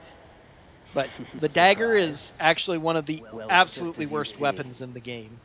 It's short range, it's not as fast as other good short range weapons like Talim or Taki, although it copies a lot of Taki's skills, it copies some of the worst ones. It does give bombs, which are kind of cool, but are difficult to, if you're playing casually and you don't care about time, you can spam bombs from it to blow the enemy up, and it works pretty well, but it's not consistent enough for speedrunning purposes, and the AI doesn't use them nearly enough or nearly effectively enough. The only good thing about the dagger is throwing bombs, and since the AI doesn't do it, Chester as a dagger wielder is a trash boss. Again, any character at any time in this game can, if the RNG makes their dialogue, makes their AI decide to do it, they can, I'm going to be a hero and attack aggressively and hit you at the exact right time. But unless that switch is clicked, he's garbage. So that's the end of Maletta. Now it's back to fighting Dalkia. How's Aurelia doing? Oh, she's been stonewalled. Now, this is one of those times where the story makes no logical sense, because Aurelia has been stonewalled by Luna and her Klesser Pemdo. They are here in these 4 buildings. These are 4 ultimate buildings. I'll go into them really quick when I get a chance. And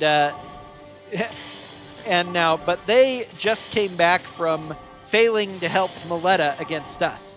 So theoretically, the way this map is looking, they would have had to go through this stronghold all the way over to Mileta and then come back again. And Aurelia did nothing to prevent that. But and they came back and took up their positions when they were defeated and routed and sent packing with their tails between their legs. Okay, whatever. You know, never try to make too much sense of video games, you know, especially something like the Kingdom Hearts series. But that's what we'd be looking at realistically. That's whatever. So Loopy is the first. She is the self-proclaimed Flames of Hell, so she has fire. All of these characters have a double mission. It's a combination of 2. Hers is called... Oh, well, now I can't remember what the name of her mission is. I'll look it up in a minute. But what it is All Unblockable and Blast. All Unblockable we've seen. Your attacks can't be blocked. It's pretty nasty. Luckily, they usually make the AI less aggressive on those maps, and so Loopy is rarely a problem. She could kill me easily if she just decided to attack, but she tends not to, so she just dies. Blast causes more knockback. It's kind of supposed to. Sometimes it works, sometimes it doesn't. It's kind of weird. Sometimes it does no knockback, but instead does a lot of extra hits of damage for some reason. It's just kind of wonky. I don't think it was programmed correctly, and you don't see it enough to tell for certain. And especially in places where you actually get hit, because they're usually worthless bosses.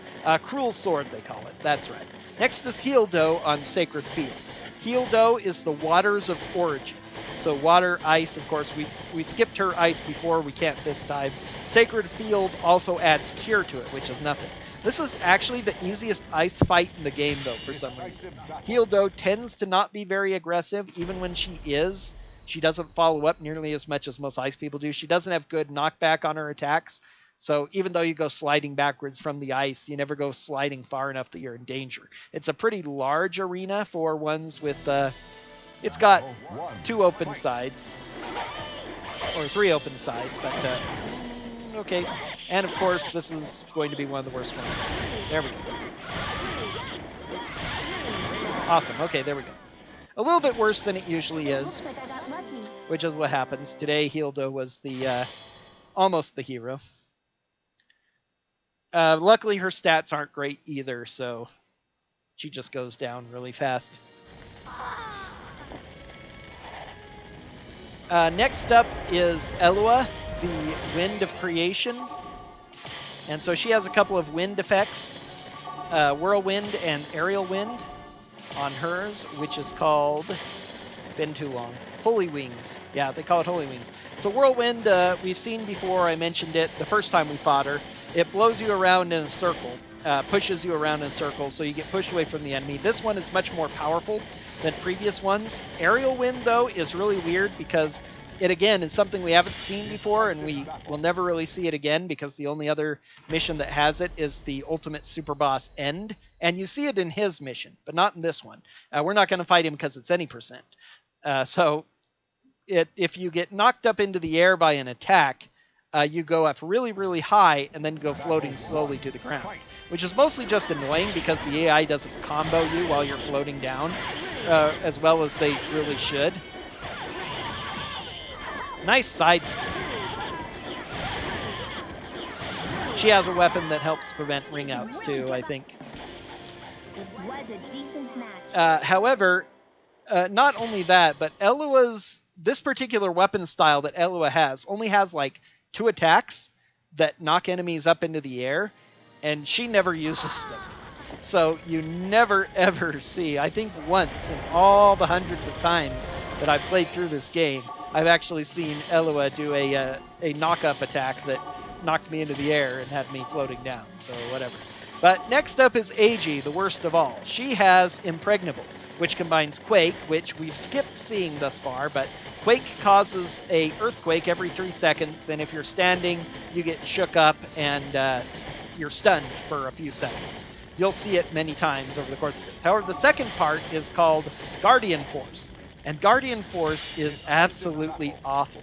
Guardian Force means that you are not affected by block stuns or hit stuns. Whatever the enemy does to you, it will do damage if you aren't blocking, but it otherwise doesn't affect you. So you can hit them, and they will take the hit, and while they're taking damage, they will counterattack and get a counter hit on you because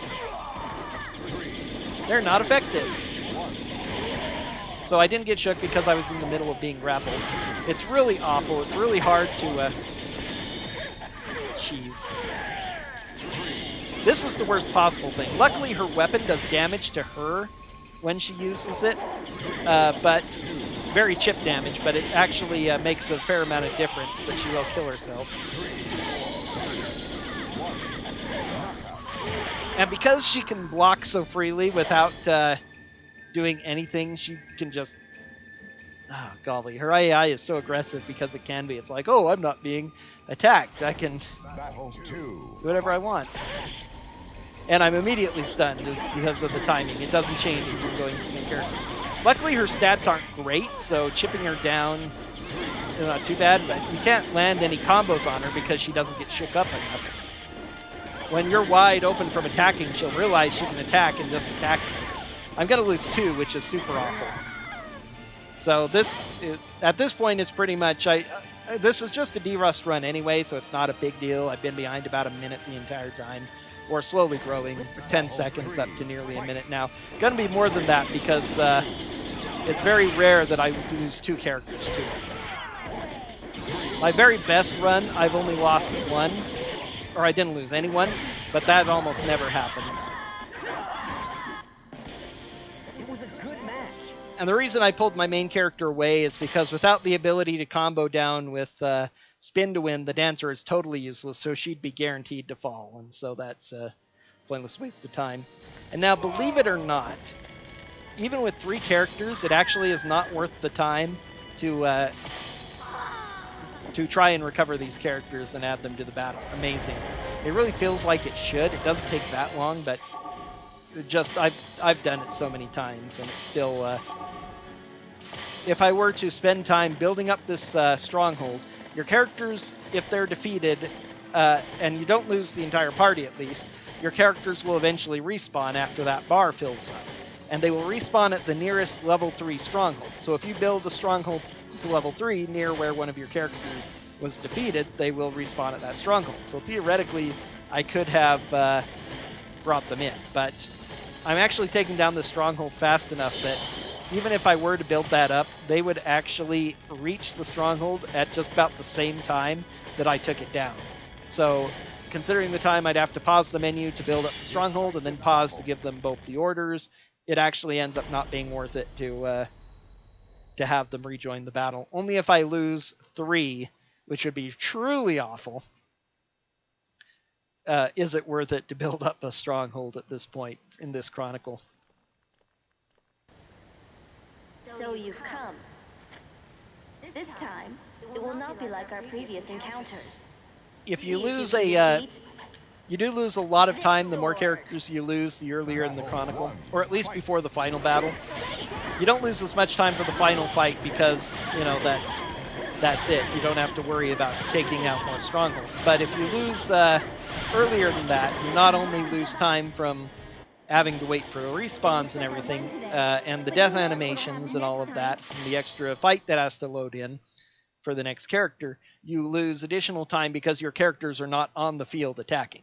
So it's quite painful every loss I get in the AG fight, but, you know, lost another minute here. My personal best, I'm guaranteed to lose time on this most of the time because my PB, the reason I did so well was actually that mission in particular. I managed to defeat AG without losing anyone, which is entirely RNG. Just if the AI decides to be super kind to me and let me do it. Okay, everybody at 4 except for... we'll have Joe be there. I think what I need to do to make that more likely is to actually funnel a lot more experience. Instead of... I haven't thought about it too much. because eventually I want everyone to get some experience, but it actually might not be a bad idea to focus the experience onto my second character. I'm surprised I've never thought of this before. But if I focus all the experience I can onto my second character throughout the early missions, every time I have to fight somebody else, I use the second character to do it, then I might get enough experience that I'm actually strong enough to have a better chance of beating AG without losing a character. And that would save some time. It'd be kind of rough for the other characters, but again, it wouldn't be exactly the worst thing. This is another very chaotic Chronicle because of just how big it is and how many enemies there are, and especially because they're all aggressive. Unfortunately, I can't just ignore them and head for the end because there are too many. They take my main stronghold and I'd end up losing. So I have to spend some time defending my main stronghold, and I have to wait for a bunch of the enemies to get there while also trying to advance. And it's a weird little dual dynamic I have to worry about there.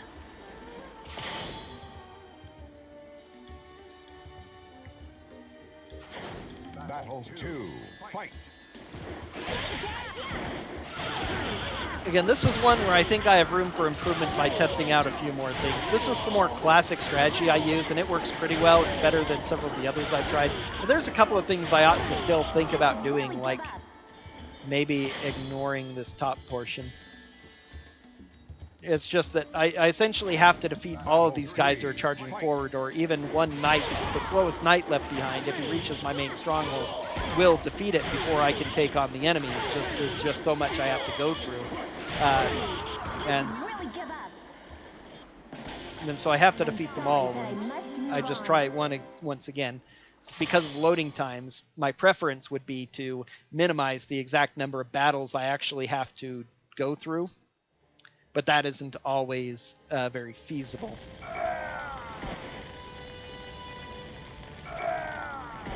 There's just so many things I could do. Based on the size of this square and where I start, it might actually be quicker to go through the bottom one and ignore these guys and let them all head for the main stronghold. I'm just still not sure if that's actually faster or not. Okay, I don't want to spend a lot of time. I don't know. I don't care. Okay. I'm losing time here because of that, because this slow knight is approaching too.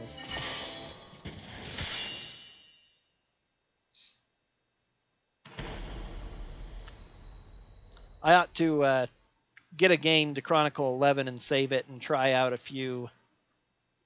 practice a few things here. I don't do that very often. I just generally play through this game the entire time and come up with stuff on the fly, and it's really fun. I don't even have any notes that I follow. I just have memorized all I need to do because, honestly, it is an extremely simple game.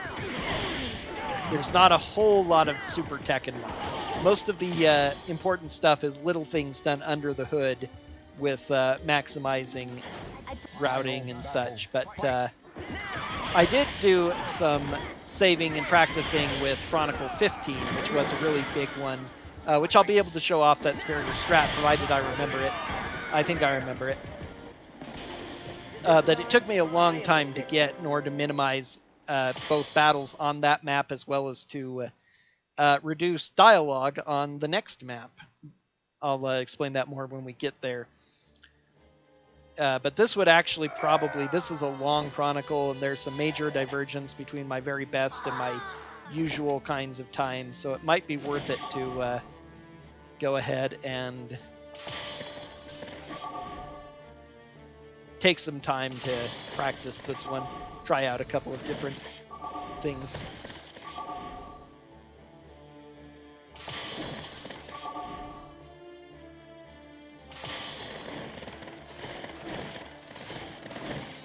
Okay, Knight, where are you going? Okay, you're going here. Good. And he is going to be the last one.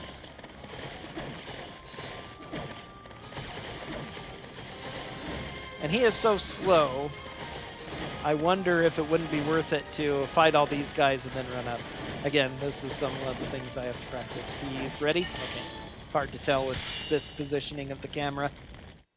Unfortunately, although you can zoom the camera in and out, you can't rotate it around to look at things from different angles. Shoutouts to this thing, by the way. This is from 2005, the mid to late era of PS2, shortly before PS3 came out. So of course it's not the very best 3D graphics, but it's a far cry above the original PlayStation. It's where it really started advancing. Some of the details on these maps are actually quite nice. The fire that comes in on strongholds and other similar effects. There are some little places where tiny animals are grazing cattle or sheep, and they actually look pretty good. The water effects are beautiful. One of the best early 3D effects is water. It looks really good. You can see it on this battleground as well. It's one of the fun things about it, since it is such an easy, relaxed run with so much downtime. You can play around with all sorts of fun things that don't waste time, like looking at the terrain and stuff. Sometimes I'll do that. Maybe I'll look around at some of the stuff here once I got in ordered.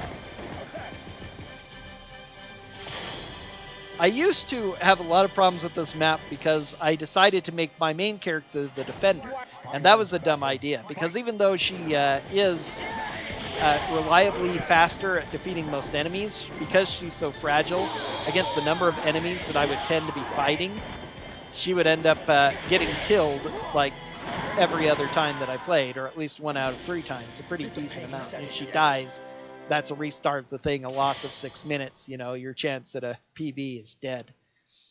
And then I finally came up with the great idea, wait, it's a battle of attrition, and I'm dying because I'm fighting too many people and losing too much health.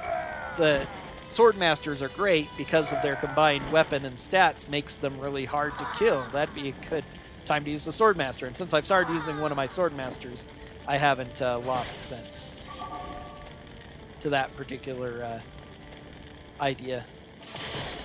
Okay, so I don't think I have anybody going down, actually. Let's see, I think they're, oh yeah, right over here. They've got some, probably, I think those are cows. Yeah, those are cows. For a little bit, they looked a little too pink, like they might be boars or something, but those are definitely cows. Nice little trees. Peacefully grazing while we're setting fire to buildings around them. Little roundabouts and villages. Very weird map, this capital. There are 2 Soul Calibur characters here. There's Raphael and that one. Some more cattle here. Also, why do we have cattle in the middle of the city? Also, these things are huge. Look at how huge these cows are compared to the buildings around them. That's pretty incredible. Of course, the people are also really, really big, so I don't know. Hard to say what scale exactly this is drawn to. So once again, I'm only sending out 1 unit so I can not waste time giving orders more than to more than 1 character more than once. Once I win this battle, she will be able to... I'll have to give her 2 more orders because she's going to fight the next 2 people in line, but the other 4 will be able to make it all the way to the end without getting involved in a combat and having their orders canceled. Did I do it? You can't get away. And take a bath. I'll take you anytime you want. Soul Calibur 3 is in serious need of a remaster.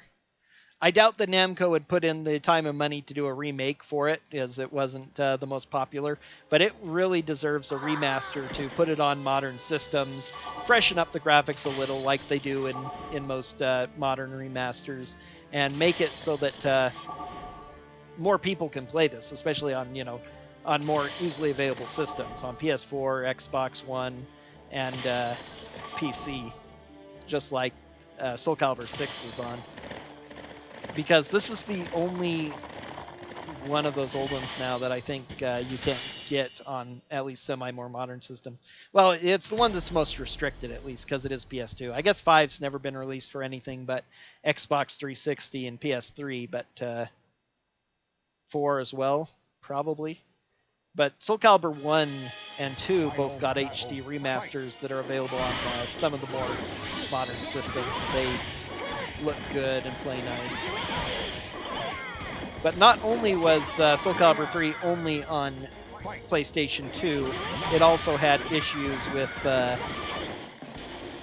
corrupting save files. If you like deleted a save file, on save data on a memory card, it would corrupt the memory card so that everything that was on there, I believe, before couldn't be accessed anymore, or everything that came after. I can't quite remember. I looked it up a while ago. I never encountered it.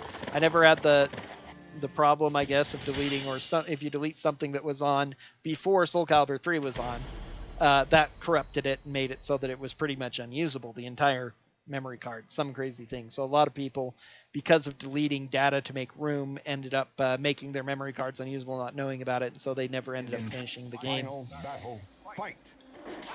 Again, I just had the luck, and it doesn't seem to be partial. It seemed to be like pretty universal for everyone who did it. Though I guess I just never happened to instigate by deleting memory, inappropriate memory items that were unknown. I don't know, whatever.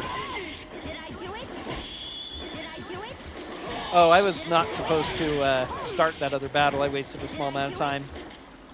That happens sometimes. For the most part, I'm really well able to play this game while talking about other random stuff and distracting myself without a problem. But every occasionally when I'm talking about something inane, random, I lose focus and do something silly. So that's an extra order I have to give now, as well as an extra battle load that I had. But Rowan automatically initiates combat with you, so it's actually really convenient normally. You just let your character stand there fighting that other sword and shield girl, and then finally Rowan will come charging in and meet you and initiate the combat for you, and you'll fight both of them at once.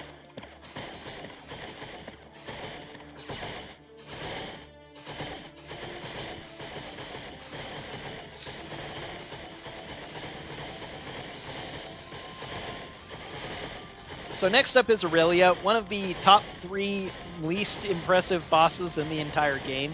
She has managed to defeat me a grand total of once when I came in with a dancer who had like 10 health left, some absurdly low, and she just happened to get a lucky hit in.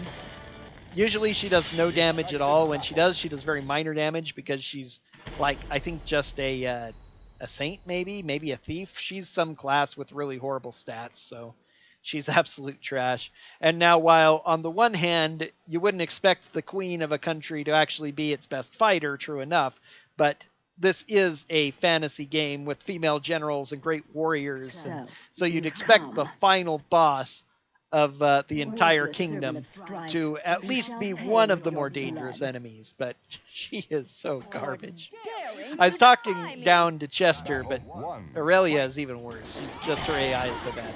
Paralyze is the effect there. It's not super great. You shake, stunned, and fall over, and that's it. See the tiny amount of... And again, I am a dancer. Even now, my defense, my vitality as they call it in this, but that's your defense that determines how much hits you take, is way less than my low-level Swordmaster's defense. And she did chip damage to me with a good hit like that. She is so garbage. Well, sorry, Queen, your kingdom is no more. And this leaves a rather interesting place story-wise, because all of the kingdoms that were on the continent with Grandal are gone now. Grandal is the only power left on the continent. We rule everything, so the entire game should be over, right? Not so. A year later, General Gerardo, our beloved father figure, mentor, teacher, leader, has decided to rebel against the Empire for reasons we don't know, and we've been ordered to be the head of the anti-rebel, anti-Gerardo task force. We are to defeat the rebels and hunt down Gerardo and kill him. No, surely General Gerardo must have a good reason for his actions. Let's go to war. With that wonderful hero protagonist, but thou must personality, we are sent to war against our beloved father figure, and so, yeah, we go fight him. Can't do anything about it. They heard the purple rebels. And, yeah, Aurelia. Now, the other interesting thing is, since a year has passed, all of the troops we had in our army are gone. Luckily, not our created ones, but even the people we had in our unit from the very beginning, like Aeneas and Reese, have been removed from our force and reassigned elsewhere, and we've been given 3 brand new characters, 2 of whom are useless, one of whom is actually pretty good, but unfortunately only one, and then Aurelia, who also is not really all that good of a character. So if you are playing without custom created characters, you've probably been leaning on Mega, especially, who you picked up in Chronicle 3. Been leaving on her heavily, probably Yuri Dice as well as your main character. Now you're suddenly without all of that. You only have one good character to go with your main character. So this was really rough to go through casually. And again, for the last three Chronicles, we've had 5 characters. 4 Chronicles, we had 5 characters. Now we're down to 4. For no explicably good reason except for the fact that we have fewer forces, but technically we could still field a full group of 5. Even without created ones, so I don't know why they restrict us to 4. Very annoying. It was a decent match. And the biggest problem with it, and why it makes these next Chronicles so annoying in the speedrun sense, is that even though we have less people, your damage to buildings never goes up, but the buildings' health does. So now even level 1 strongholds have like 200 hit points. I'll look at one of the ones near here to make sure. But they have a lot. The big strongholds especially have a lot more.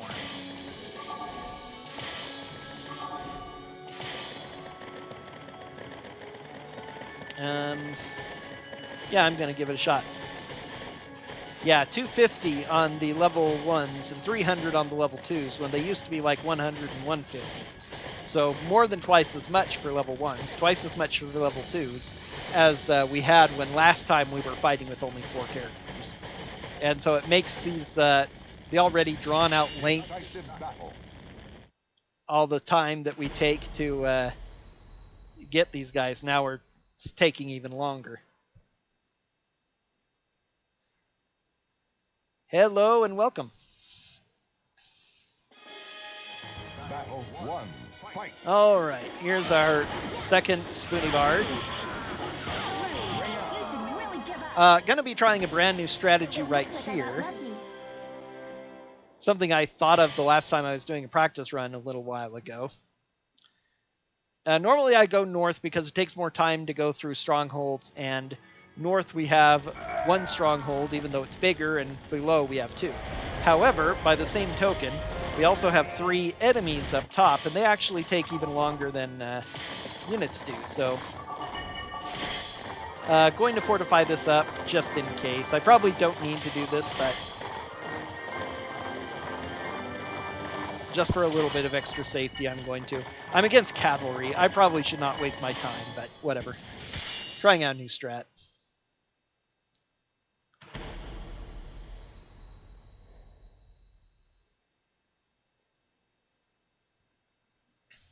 Which means I'll actually be fighting this character, which I almost never do. At least on any percent. But now I won't have to fight those 3, which should save time. Oh, and it's a generic rebel too. Yeah, definitely. Goodbye. All done. All right. You are not worthy to challenge me.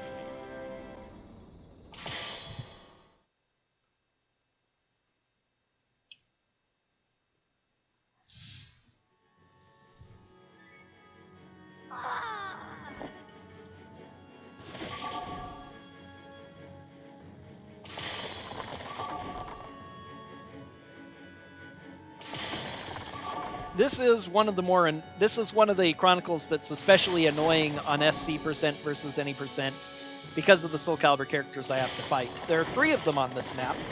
Keelik and Xianghua are both down here, and Maxi is over here. Maxi isn't too far out of the way, and he's not all that bad, even though he's an all unblockable. But Keelik and Xianghua are in this tiny area way off the beaten path, and you have to fight 2 of them at once, which is especially dangerous.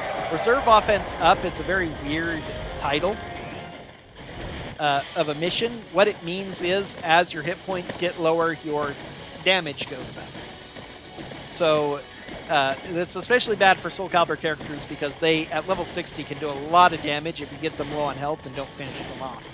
So it can be a really dangerous fight to beat 2 of them at once. So I usually have to devote 2 characters to the southern path, and then they have to trek the long way around and up to actually get back towards fighting the main stronghold. It is quite a pain. And actually glad that I went ahead home. That's good timing though.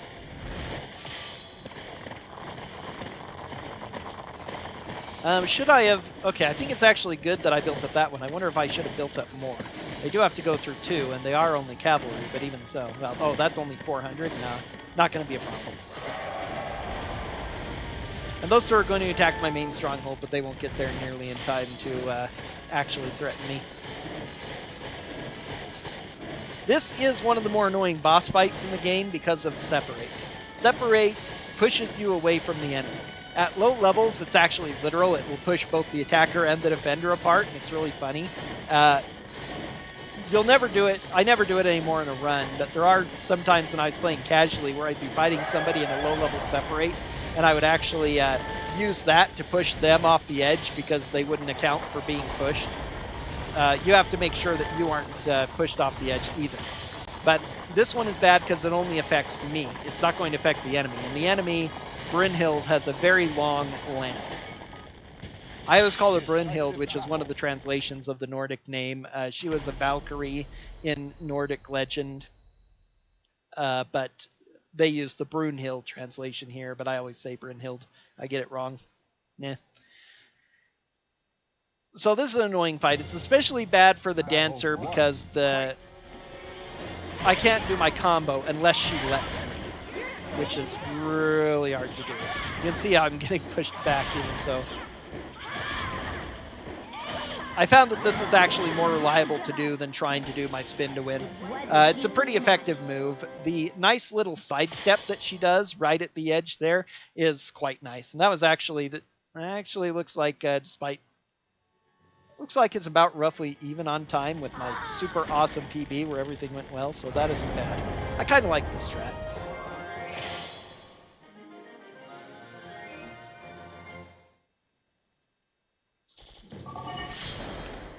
It's not a super amount of time more, so yeah, it's not a crazy time save. It's probably roughly equal. 2 strongholds versus 3 characters, which is worse. So this is the first map where I lose if my main character is defeated. Luckily, that is the only concern. And how do... Oh, actually, I want to be there. Right. Trying to remember how to do this right. So, if my main character is defeated, I lose.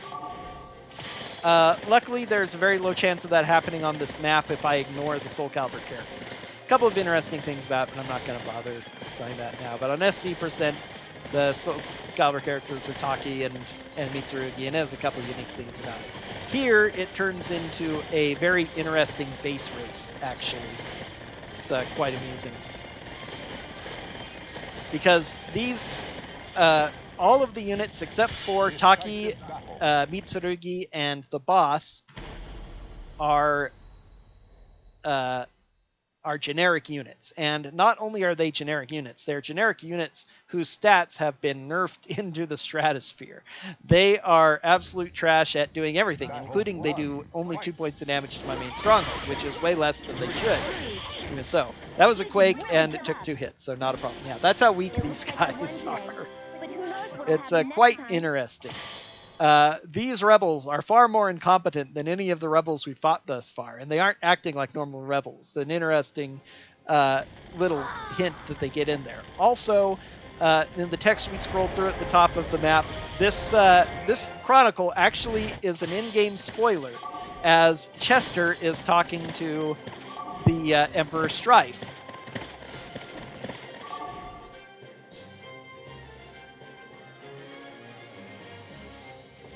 Yeah, it's kind of not going to matter, huh? I can't even quite remember. I'm just going to start the fight. But, so Chester is not dead, which probably means we'll have to fight him again, because obviously he wouldn't come back just to be a guy who talks in dialogue. So it's very interesting that the game itself spoils that, only 4 chronicles after you fought and killed him, and about 5 before you fight him again.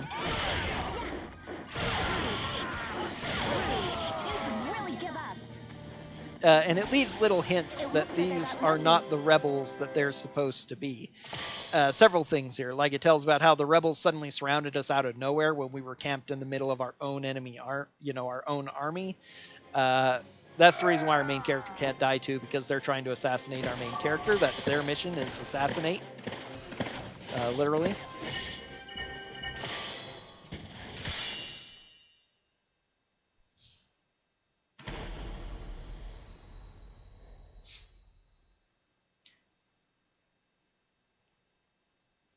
And so, as we're going to find out a little bit down the line, our characters come to realize it, which again you can guess from the fact that Strife is the one talking about this and seems to have intimate knowledge of a rebel attack on his main commander in the middle, that he's expecting treachery from us and is trying to assassinate us ahead of time. We'll realize that later. Dancers are so weak. Oh, she has to be a hero, though. Oh, double hero. You're good, huh? Now you're dead. You should really give up. It was a decent match.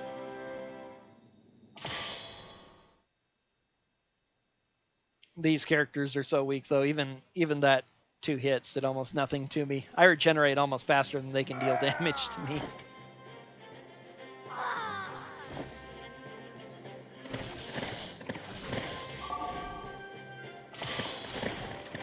Too far with my orders there.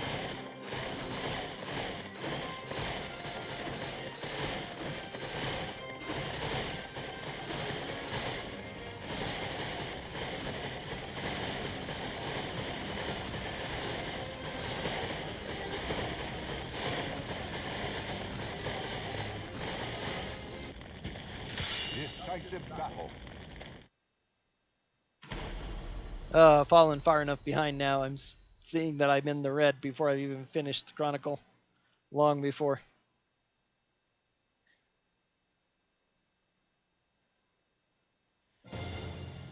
Battle 1. Fight. Oh. How rude indeed.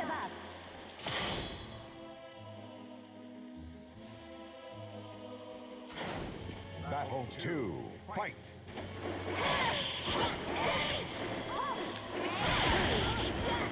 These rebels are doing everything in their power. I think I'm not going to fight the boss with my main character, just in case.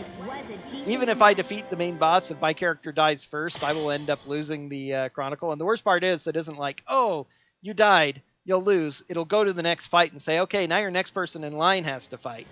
And even if they win, it says, oh, sorry, your commander was defeated, you lose. It doesn't tell you that much, it just says Chronicle failed after the character dies.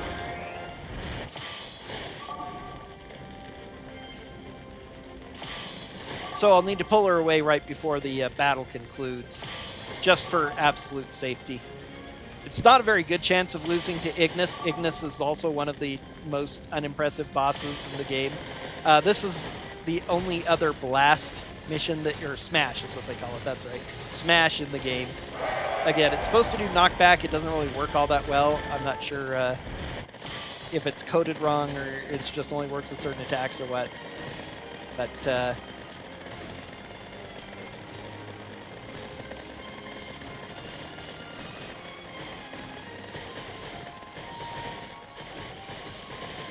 okay, to Daria, so we can pull her back. How did my best one work? The thing that I'm not really sure of here is how much time I save by doing little things like when I'm heading up towards that big force in the northern sector.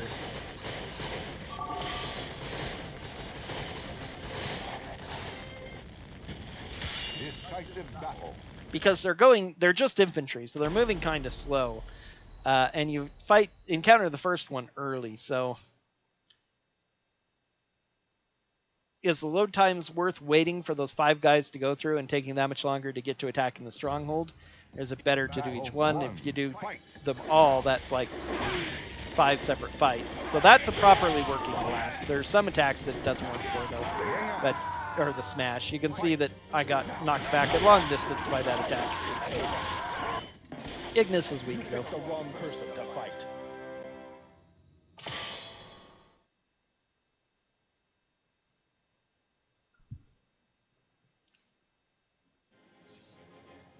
Yeah, I think I do need to wait for them all. I think that does end up being the best.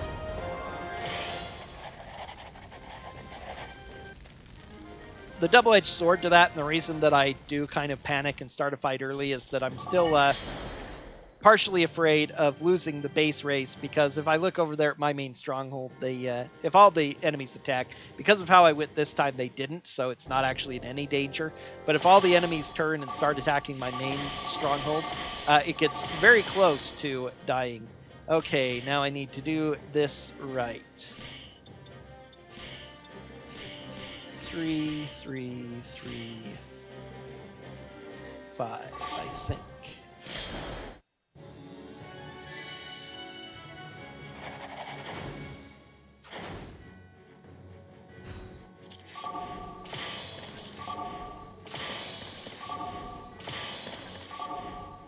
I'm actually going to run into somebody too, so I should have not gone as far. Oh well. Fortify this up.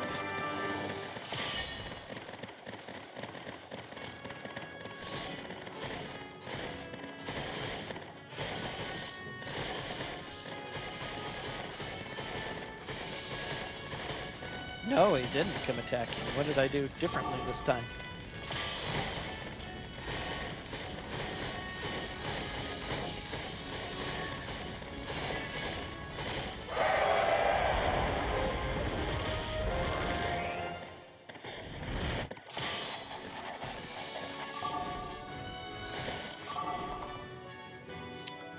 Okay,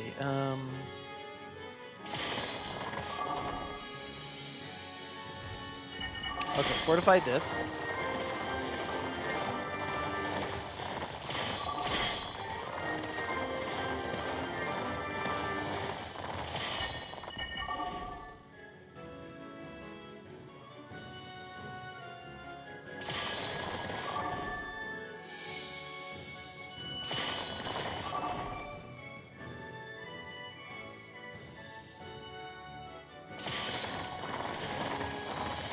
Okay, came here. That's actually not bad.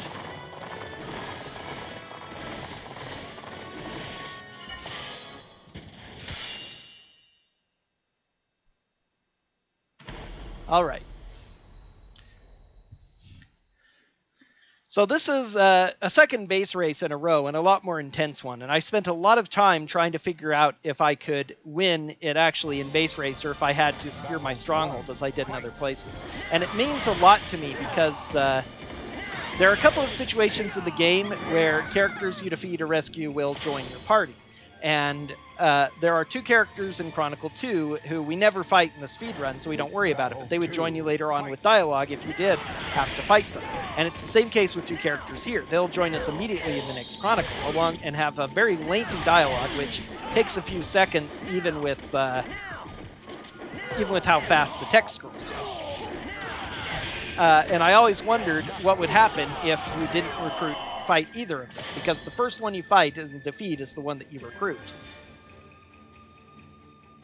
But I could never figure out a way to actually make it possible, until finally I spent a lot of time practicing this particular scenario and came up with this strat, which should do it. And it looks really scary. It gets very close to losing, but we do end up taking down the enemy stronghold first if I do everything right. And so not only does that avoid quite a lot more fights, but it also skips out on the dialogue at the beginning of the next Chronicle, which saves some time in that Chronicle as well. So it's a very, very close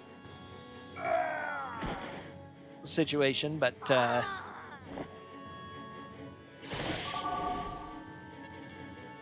on, there we go. Through, because all these people are charging forward, so now I can put the controller down for a few minutes, because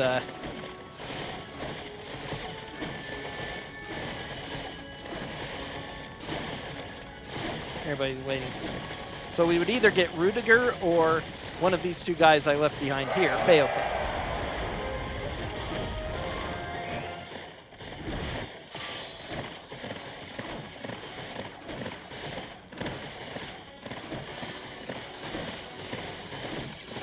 Okay, Sam is right behind. Excellent. Because, yeah, it turns out that it totally skips the important text that the character would have in joining your party here. Because this is our final battle against Gerardo. Gerardo, this is my least favorite fight in the entire game, because Gerardo is our second example of Guardian Force.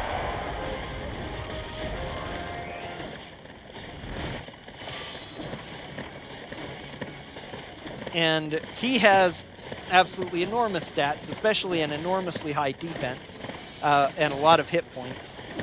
So it takes forever to kill him. He does more damage to himself than you do to him.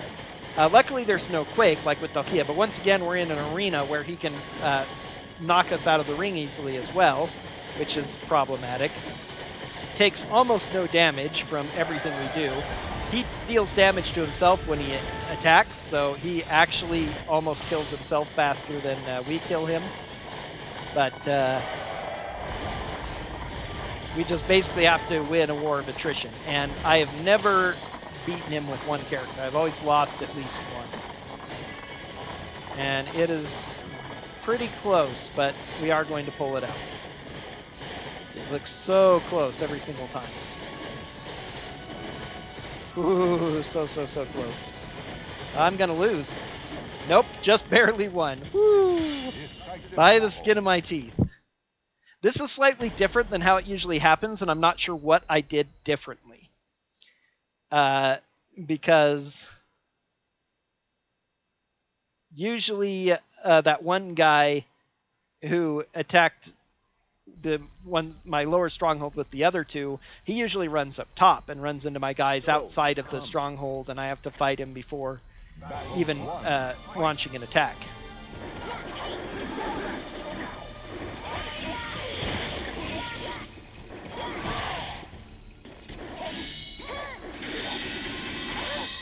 He did so much damage to himself with that.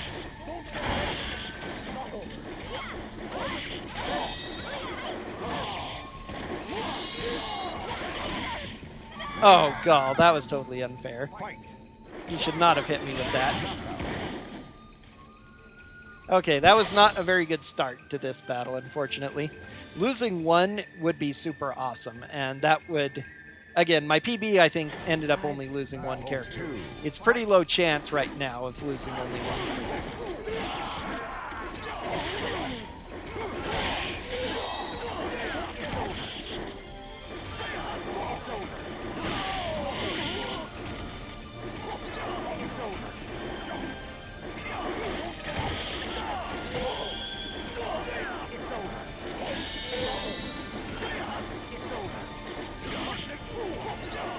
Oh.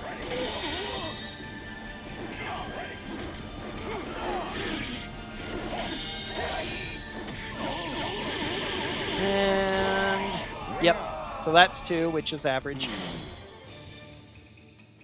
I think I only lost one character on my PB. I might have lost 2. 2 is usual. 1 is super duper good if I can only lose 1.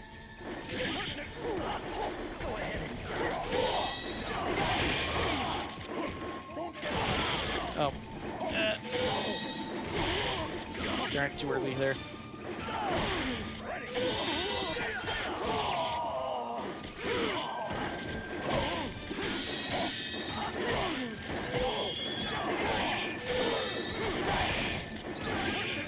Oh, golly. Okay, that's 3.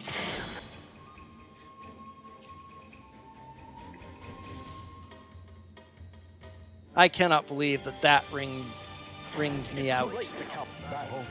How do you put that in the plural? Ring out is a non-regular verb. Rung out, that's for ringing a bell. That would not be proper English.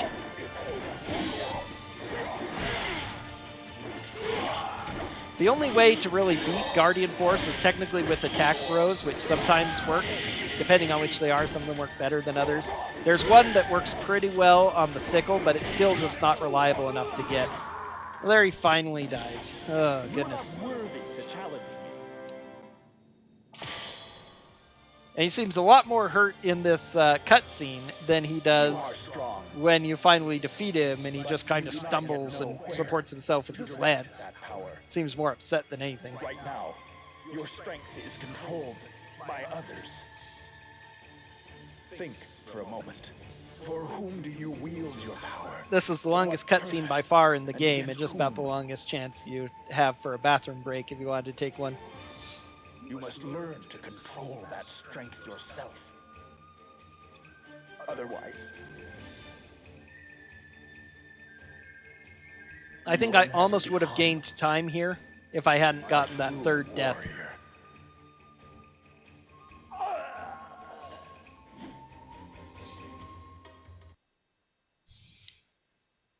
This is still very much on pace for a sub 310, though. It used to be sub 310 was pretty amazing, but I improved it so much now I've got it at just over the 3-hour mark.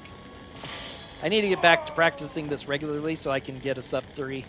Because it's definitely possible. My early game on my PB is especially weak, but I would have to have some remarkable luck on most of my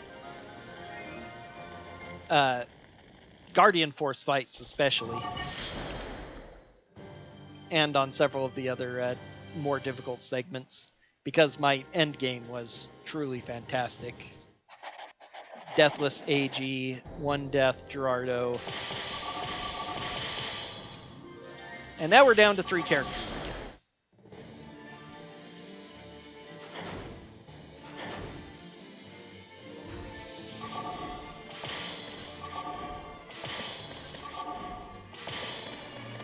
This is my actual least favorite mission in the game, because again, we're so far in. Strongholds have an enormous amount of hit points, 300 and 400, and we're down to 3 characters, almost half of what we should normally have. And so even though it isn't the biggest map, it's big enough that only having 3 characters just makes it drag on forever. 14 minutes to clear this, and we're only going to take 6 total strongholds and fight about 8 characters. It's Decisive battle. pretty rough. Let's see.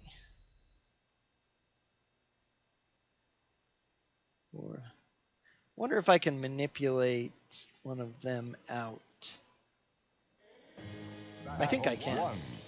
It's worth a shot. I can't remember if I was doing that on my PB or not, but definitely I can skip 1 fight at least with clever manipulation. Although my Chronicle 15, I can only do the avoid fighting both Rudiger and Failfan strat on any percent. If I do SC percent, I have to go out of my way to fight Voldo and Yoshimitsu, and that means that I have to take the time to fight both of those guys as well, actually, nearly everybody. There are a few people I don't fight on any percent just because of where Voldo and Failfan, or Voldo and Yoshimitsu. On the other hand, on SC percent, this map is the one I'm more particularly fond of the strat for, because I can avoid 2 of the annoying characters, although I think I can cut 1 out even so if I just am a little clever, which will save a bit of time. She is a cavalry, so there's a chance she might catch me anyway. We'll find out.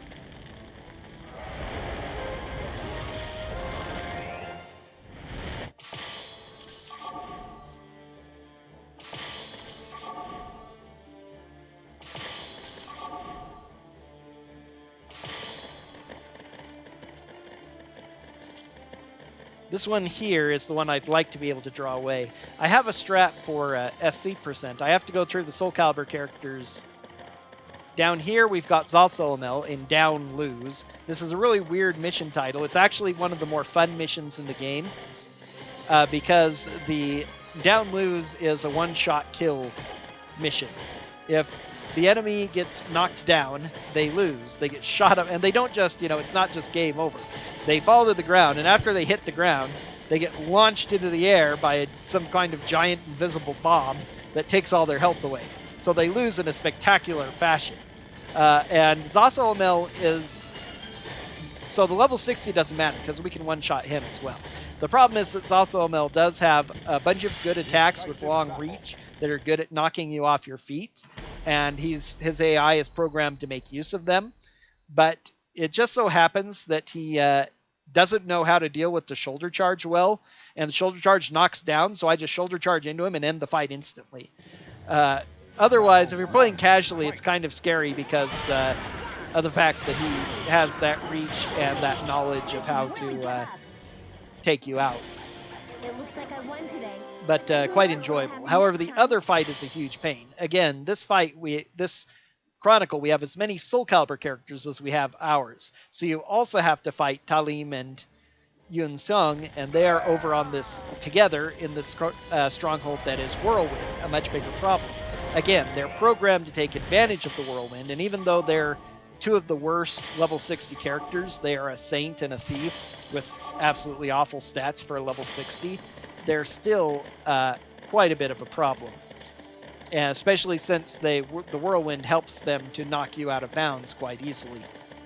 But one of the nice things is that I can manipulate this character here and this character into charging down this road to attack this stronghold, and then slip around them from the side and come out through the back way, and therefore avoid fighting them at all, avoid taking this stronghold. It works out quite nicely.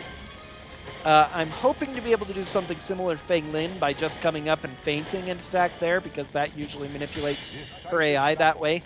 I'm kind of surprised that I may have done this before once or twice, but I definitely have not done it often enough that I remember it being a thing, but I'm pretty sure it should be.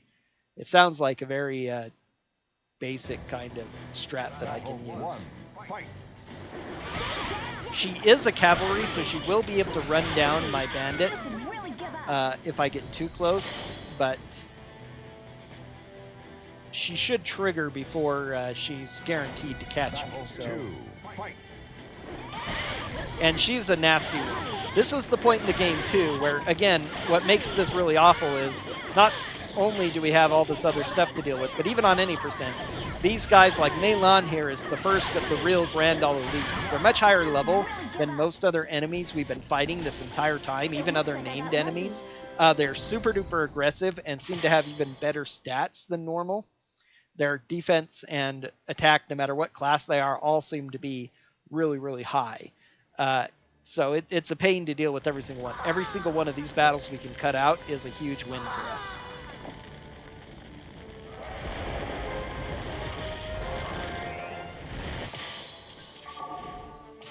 So let's manipulate up this way, actually. You stay here, I'm going to use somebody else.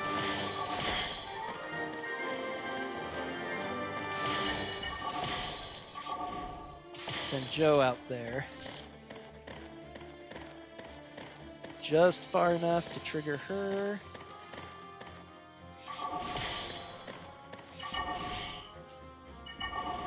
All right.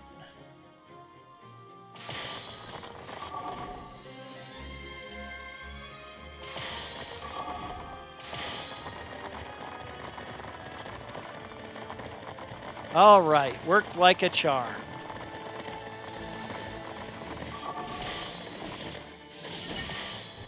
Unfortunately, I didn't go far enough with my main character. I should have gone farther. I expected her to come out a little bit faster, I think. Going too far on your route can waste time since the game is paused while you're tracking it out. Not a huge deal, but those little things can add up over 3 hours of speedrun. Battle 1. Fight. Yukina is worse than the one I got rid of, Melan, but still, you know, there's no way to get rid of her on this particular route.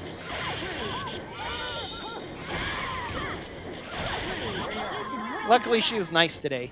The katana style, in addition to being my best overall weapon against enemies, is also one of the most aggressive enemies to face. They're super aggressive, high damaging attacks that are pretty decent range and speed considering the amount of damage that they do. It's a very all-around style. They're also very good at grabbing you into throws, and I'm always really poor at remembering to hit A or B, triangle or square in normal case, to get out of throws. I just don't have good reactions for that kind of thing. Okay, that's nice. That got us one character out of the way. It's going to take her forever to get through there.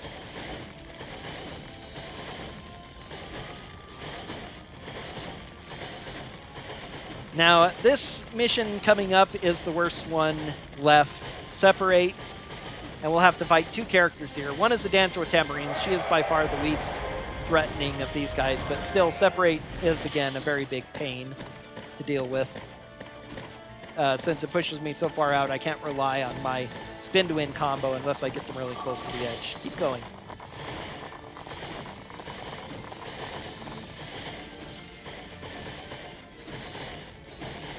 Pink. Pink. Nice little friendly windmills. Big cloud-covered mountains separating these.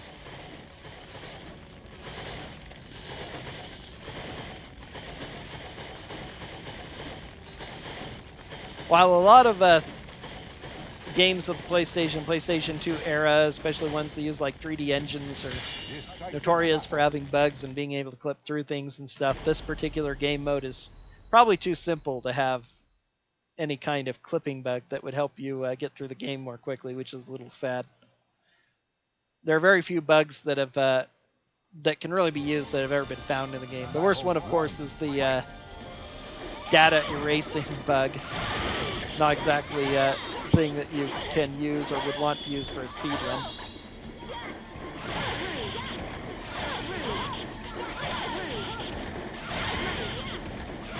The Separate is so strong that it keeps her from going off the edge. Or it also might be her weapon. Her weapon might have that property too, but those were a couple of hits that really should have got her with ring out. Battle 2, fight!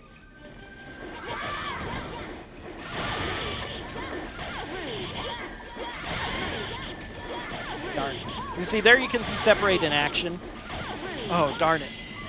And there's Separate in action again. And the reason why I don't mind that it's only half health instead of guaranteed hit, because that saved me a death right there. But because it pushed me away and they got up to the side, it pushed me out of range of the combo continuing. So here's the second biggest break in the game. Provided you don't lose a character to this fight, which isn't guaranteed because Separate is awful combined with very good elite Grandal stats. And weak dancers. Even at level 40 by this point in the game, my stats are really, really low compared to my enemies. So a dancer can die easily to aggressive AI. But once I give these orders, there's really not much else to do for quite a while. Less now that I've got her attack. It used to be the case, though. Actually, now it's not so much because she's actually... Yeah, her stats are exceptional for a cavalry. She's doing 4 points of damage a hit. No cavalry does 4 points of damage a hit. Nothing affects that, except for there are certain NPCs in the game who do, enemies that the AI has, that do less or more damage to strongholds, like the really weak generic rebels in Chronicle 14 that only do 2. Otherwise, every cavalry does 3, regardless of what level or your stats are. They literally adjusted their stats. Your characters never get any kind of stat change when they're in these, for their unit type, so very unfair there. But because of that, she'd take that down before we did it, so that shortens the break. But when I used to fight all of them, there's nobody left on the map to attack anything, and so you see, that was already halfway through there, so I'd still have that many minutes to go, since I only have 3 characters attacking this stupid 650 durability stronghold. I just hate this so much. If we did get a remaster of this game, I really hope for better loading times, and maybe they might even add some like speed-up options to the battles in Chronicles of the Sword. That'd be really fun. These kinds of things that I can never have, but I dream of. Turning off death animations would actually save about probably 2 or 3 minutes. Because of all the death animations take about 5 seconds each, and there are over 100 people you kill. So it might be more than 5 minutes if it's really 5. Maybe it's only 3 seconds each. But it's a lot of death animation.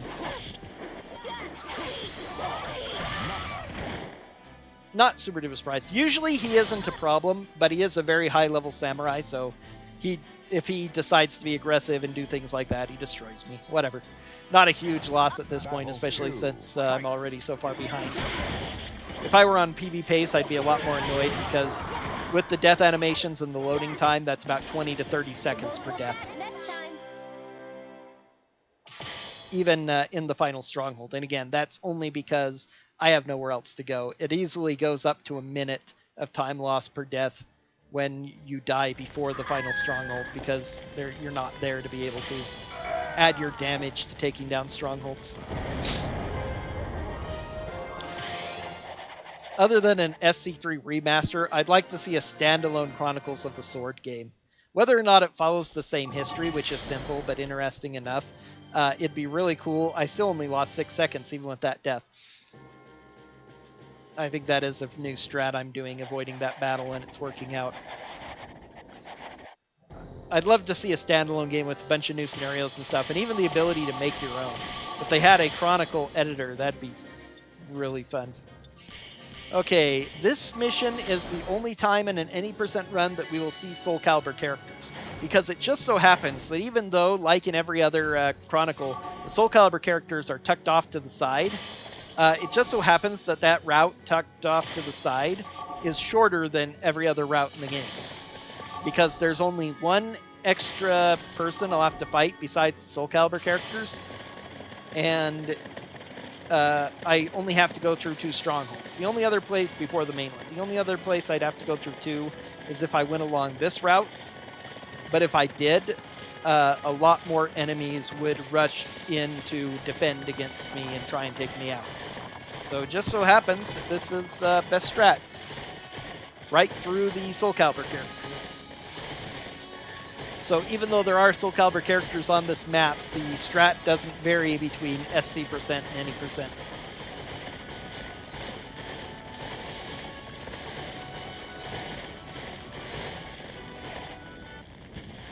Decisive battle.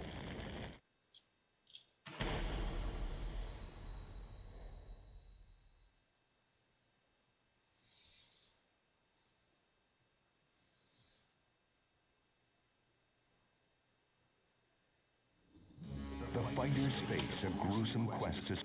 Battle 1. Fight! Mean Sophitia, there we go. Coin Collector means very little. It actually, the more coins you have actually gives you a gold bonus for a reward at the end, but since my gold's maxed, that doesn't matter. Makes a very satisfying goal. When things are going really well, I like to see if I can get a PB on coins collected. 400 is really high. I think my PB is just over 500.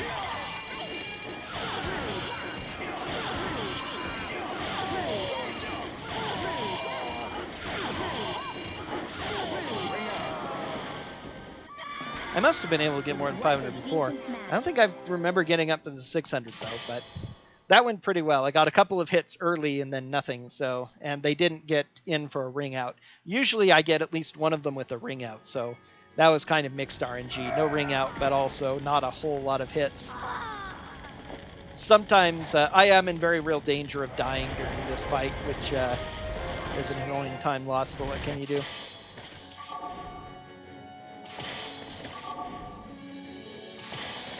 I'm always the kind of person to finish a run, especially a 3-hour one. Things would have to be going super awful to try and reset and start again at any point, even super early on. But if I were somebody who would reset at any point, if I was absolutely guaranteed, then there's so many deaths in the end game where that would be a possibility. Not a real run ender, but in that sense, a run ender.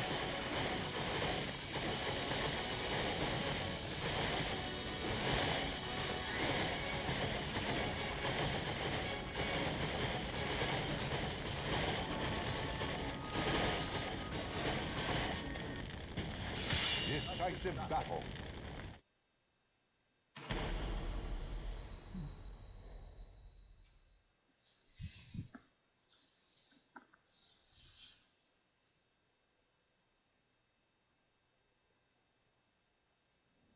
A hero. Battle 1. Fight! Now it's time for Grown Into a Pain Tira. I never used to have problems with her. They used to go a lot like that, but recently she's actually been killing me relatively often too. It's kind of weird.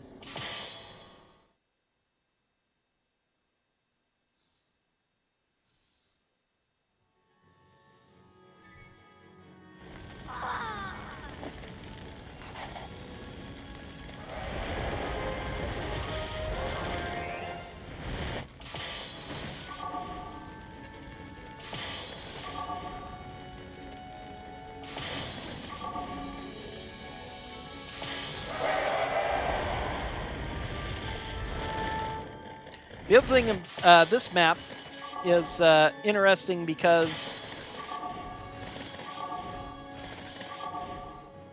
this is the map where we're reunited with our former followers, our previous soldiers that we had. They're all gathered into these strongholds and are put as the defense against us, as we've chosen to take up Gerardo's cause and rebel against the Empire. That's what we did last Chronicle, that I totally forgot to make any mention of. So the rebels that we were kicking around for a while were like, oh, we feel bad about Gerardo dying. We're going to lead the rebels now. And so, which is actually part of the conversation you have if you defeat one of those two commanders and recruit them. They don't really believe you, but since they have no choice at the point because the rebel army's gone, they decide to, see how far you can go. A couple of other people rejoin at this point too, including Leon, the former Haltese soldier who apparently retired after being freed, because they don't go into detail, but since she's free to join us here, she probably was able to retire or being pardoned of all war crimes or whatever. I don't know, big military politics that they don't go into. Jinkai or Shaoxin, if you recruited them, will also join up here and encourage you. We're called Artheus for some reason. Shaoxin is the only one who makes mention of that at all. He doesn't actually explain anything, but he says the word and then talks about, like, the firm of resolve or something. So, like, our new rebel nation of Artheus or something apparently means the courageous or some such. I don't know. That seems to be what's implied, but it doesn't go into detail. Also, this is the other really tall character, Aeolus. Battle 1. Fight. Look at how big he is. Also, he's normally not too bad, but, golly. Because he is all unblockable, if he decides to be aggressive, he's really a pain. His stats are low, so he doesn't hurt that much. He's only a saint, I think. I could have checked if I'd bothered to try. It tells me his class before the battle, even if I skip through it almost instantly. But only, like, saints and dancers use fans, and they're both really weak, so not a lot of damage, but also usually tall. Anyway, Aeneas always rejoins you. He's your first companion, the only one you have in the tutorial. And the rest of them will rejoin you depending on if... whoops, split. A little late, but oh well. Depending on if you defeat them or not. The only one that I really care about, even in a only main character run where I don't make any other custom characters, the only one I care about is Mega. And we also defeat him on the same path. So, okay, now I have to remember how to do this. Okay, everybody at 3, except for Daria. Oh, and Daria... This is going to waste a little bit of time. Is actually going to cavalry for this battle. This is another semi-recent strat, so it took me a little bit to remember it.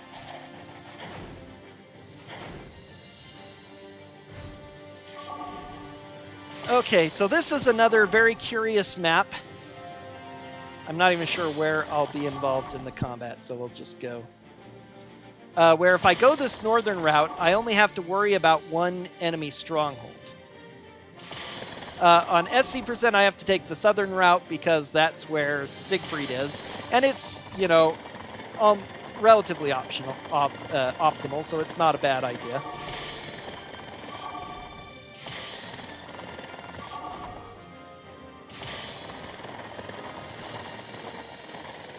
A lot of enemies come and face me, but not all of them. And the more I rush forward, the more I actually encourage to come after me instead of heading up here. Now, the big problem is that there are a lot of guys who do a lot of damage to strongholds. They have the really good bonus stats that they're not supposed to have.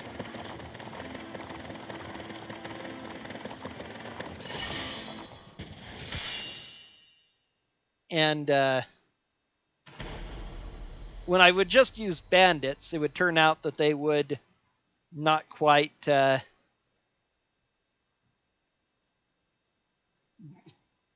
instead of defending the stronghold, I don't want my main character to fight because there's a chance that if I lose, this is another my main commander cannot be defeated mission, or I lose the game. So...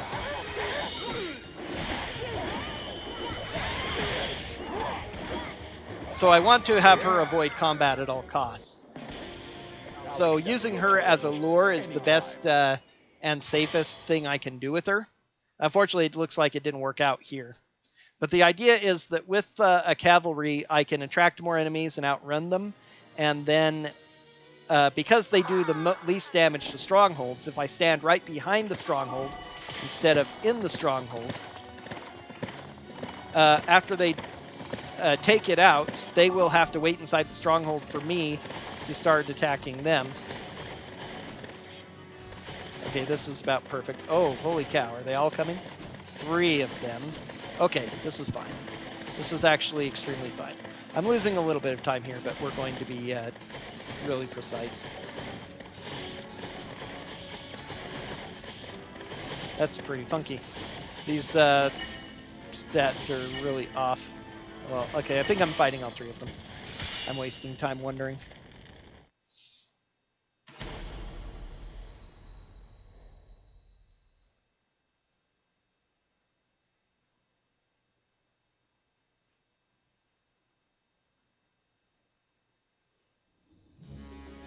Battle 1.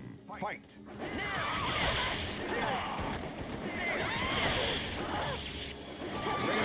This mission really shows the Grandal Elite principle in action as well, because there are 3 named characters who do not fit under the Grandal Elite thing. One of them is Baldwin, who is a mistake. He's only level 3. Although his stats are pretty good for a level 3, I think. Now, level 3 is about the level Aurelia's troops should have been in back in Chronicle 1, when we first fought Ishtar and Notice. Get out of my way! Like, Notice here. So I think that Baldwin is supposed to be one of these troops, and he was going to be in that one as well, but he was either left out, either they decided they didn't want another named, or maybe they just did it by mistake. And the mistake intensified in that this Baldwin ended up being the level 3 version instead of a level 35 version. However, it worked in the coding. There's numerous ways. The little bit I do know about coding and programming languages for calling up events and such, there are a couple of different ways it could have happened, but many different ways make sense of why Baldwin would be level 3 instead of level 35-ish like he should be. But the other 2, Ishtar and Notice, who we fought back in Chronicle 1, they are now in the mid-30s, which, and even Aurelia is only like level 38 or something. But there are all of these other Grandal guys with a distinctly red color scheme who are very high level and super aggressive, and even more of them in this fight, in either the high 40s or low 50s, like Ryuga here, the Meng Lin that I just fought. These Grandal Elite, they never say anything specifically about them, except technically a little bit at the beginning of Chronicle 16 they make mention that they are super prepared for us. But a lot of these Grandal Elite guys are definitely much more than normal soldiers. Of course, there's also a surprising mix of very low-level generics still around to fluff out their numbers towards the end of the Chronicles, strangely. A lot of these, instead, they're backloaded with the weak guys instead of front-loaded, like here. And Chronicle 19 as well. Chronicle 16, they did front-load the nobodies before surprising you with a Grandal Elite, but... Okay, only one fight left on this, in this Chronicle.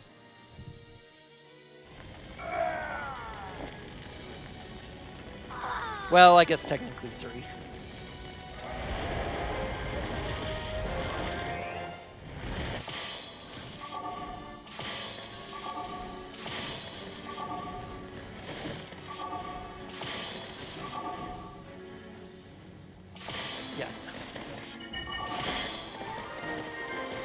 Okay, one of these guys I'm going to have to pull off for defense duty before the end here. Probably Sam. Okay. Keep an eye on Sam, because now that I'm attacking here, these guys are all going to rush to defend that. Let's take a look here. Yeah, they're going to take this out, Oka 48. And then I'm going to be beating it down with my cavalry, which is going to take forever. So that's hilarious. Wonderful little plug maneuver in action. I'm going to do a double plug here, actually, because once they take that one up top, I'll need to pull off to plug it. Because I'm pretty sure that they'll get through that before I make it through this stronghold. There they go. Luckily, 1 cavalry at 3 hit points a pop is going to take forever to bring this down. Versus the 16 I'm doing here. Are these two doing basic damage? Yeah, they are. Still going to be close.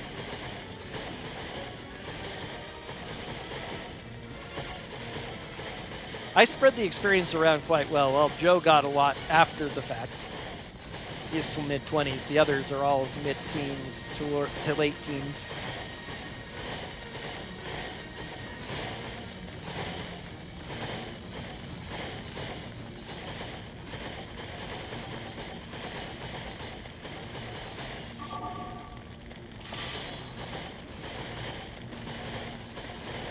Maybe a little early. Yeah, I could have gone a little bit farther, but that's okay.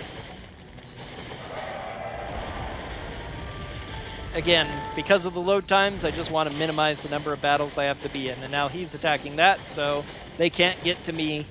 Because if they attack me from behind, they will prevent me from being able to conquer the stronghold until I've defeated them. Even if there's 5 of us gathered at the stronghold, there'd be 4 in this case. And they would, they'd get there first. They'd stop us, all 5 of us, from attacking the main stronghold with 1 person. Because of the fighting tiles blocks way it works. So here's our final fight with Aurelia. Aurelia is our 3rd and final, thank goodness, Guardian Force. And thank goodness she's the easiest of them. Still a bit of a pain, definitely. And she doesn't damage herself, though she does take chip damage even if she blocks, so it still is a little bit of a war of attrition.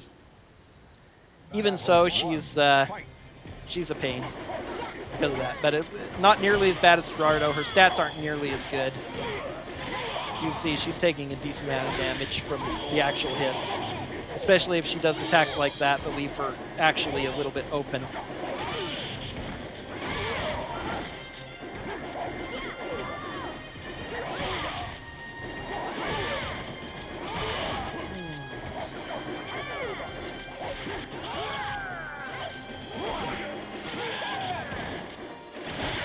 I knew that was a mistake.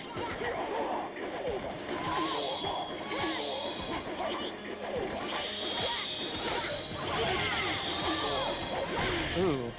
Oh, almost beat her with 1 person. Well, didn't get optimal. That's okay.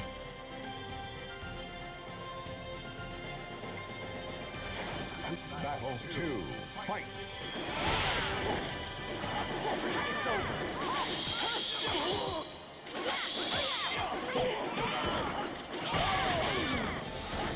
Now Aurelia, with tiny bit of health left, is going to kill both of my other 2 characters. Okay, didn't happen. And she's very upset at losing. She doesn't fall down and die, she just gets very upset and pounds the ground. Okay, now some attack throws do work, so the best way to deal with these other 2 guys is to lure them to the edge and, okay, that didn't work out. Oh, I only have 2 characters attacking. I didn't have a 3rd attacking this whole time. Whoops, that was a time waste. So that's bad. I didn't conquer the main stronghold. That's very bad. Why didn't I have a 3rd person attacking? I'm actually really bothered by that. But I'm not actually bothered by the fact that my characters died, because that's just fine. It is a very good thing that I won too, otherwise I would have had a huge time loss. Not that it matters now, I'm not going to get a PB here, but would have felt even worse. But all you need to do is defeat Aurelia. You don't actually have to take the main stronghold. So I sometimes play at different reasons for committing suicide. Once you've beaten Aurelia, the fastest thing to do is commit suicide with any remaining characters, and there you go. So now Luna joins us, of all people. Luna did not die in her final battle. She was taken in by Gerardo, of all people, and told that if anything happened to him, she was supposed to help take care of us. Okay, so now she joins. Supposedly gives us Soul Calibur, but we don't actually get it until after we beat the game. Though according to the story, she gives us Soul Calibur because we saw that Emperor Strife has... I did that badly. I should have known better how to do that. Has Soul Edge, and so according to the Soul Calibur Soul Edge lore, even on another planet in an imaginary continent, you need Soul Calibur to deal with Soul Edge. Good thing our Dancer already has it, I guess. But her weapon style does get Soul Calibur for it, just like she uses if once you have beaten the game. It unlocks it. But storyline-wise, we now have Soul Calibur, so we can deal with that. She's a level 50 Sage. If her weapon style wasn't one of the most garbage in the game, she'd be a useful character. Her stats are good. Sage is pretty good stat-wise. Not the highest attack, but they have a lot of defense and hit points and agility. They're one of the best defensive classes in the game, even if defensive isn't really great because it's all about beating your opponent. But so she's a tank, but just her offensive ability is nothing with her weapon style. Chinese sword, or Chinese blade as her weapon style is called, it's just not very good. I get maybe some people do okay with it, but I've never been able to figure out any kind of usable strategy for one. Anyway, my little mess up there involves a weird thing with the game. The game always wants to start out going to your main character, but on certain maps, if you have more than one character in the same position as the starting character, the game gets confused and it automatically hops onto somebody else. And who you choose with your cursor, it keeps in memory two different things. Who I'm moving around to and select just using the D-pad or analog stick is totally different than who I'm selecting with the R1 and L1 buttons to scroll through them. So if I scroll over to Elise, who's in the middle of the pack, but then I select Daria, the main character, manually and give her orders, and then hit R1, it will go next in line from Elise over to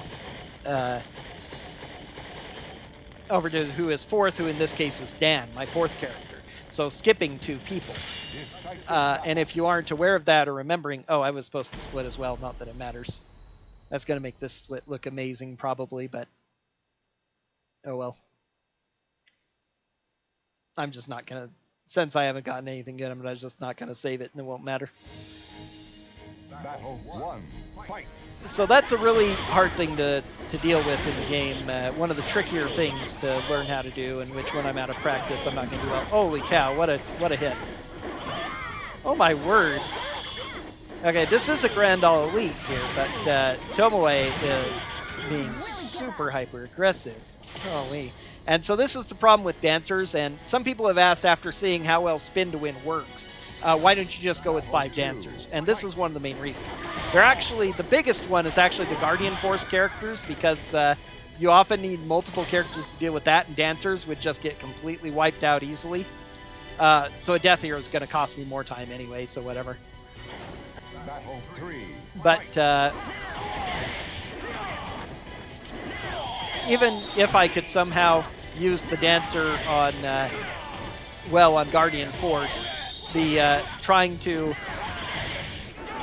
especially with the rest of these characters, their stats would be so low in the mid-teens, they might be one-shot by by some of the stronger attacks of these endgame characters, and two-shot by some of the more simple ones. They would just die so easily, so we can't do that. So 1 dancer, 4 swordsmen is the best overall balance for speeding through most of the game. The dancer gets so much experience. She's not super duper fragile, though even so dies pretty easily. Definitely going to have to build this place up because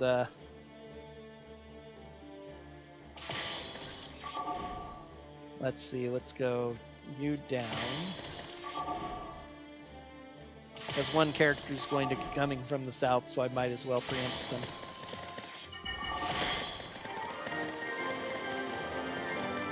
Boom.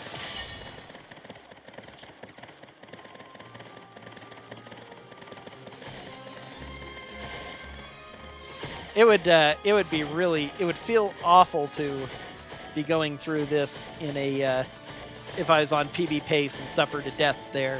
I mean, it's not totally unheard of, but it's pretty rare that I do suffer deaths at this point because these characters are not super duper amazing, but it's just one of those things that can happen at any point. Down here, we have Nightmare, the final Soul Calibur character, to fight. He would feel a lot better as a final boss if he was not a barbarian. And, you know, some people get defensive about that. They're like, I like barbarians. My first character was a barbarian. Yeah, barbarian is one of the better starting classes, but the key thing is starting class. It's the starting classes are the weakest by far compared to the later ones.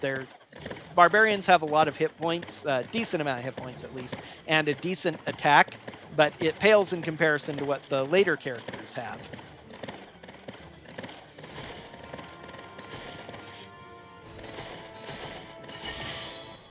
So, and the difference at level 60 between a knight and a barbarian is absolutely crazy. They have the same attack power or better. I'm pretty sure knights have better attack power than barbarians do, but they have a lot more hit points and like twice the defense. So you compare Siegfried in Chronicle 18 as a knight versus Nightmare as a barbarian. Nightmare's a lot weaker. He's also not even given a strong defensive mission to help protect him or make him more difficult. He's got poison, which is super duper mild. It's one of the more powerful poisons in the game, but even so, it's just poison. It doesn't mean much. It doesn't help him all that much. It's not as if he were a knight who would have the defense to survive long enough for a war of attrition like that to actually matter. So it's just disappointing all around that Nightmare, who should have been a good final Soul Calibur character to fight, ends up being a bit anticlimactic for the run. It really peaks with Sung Mina on ice in Chronicle 10.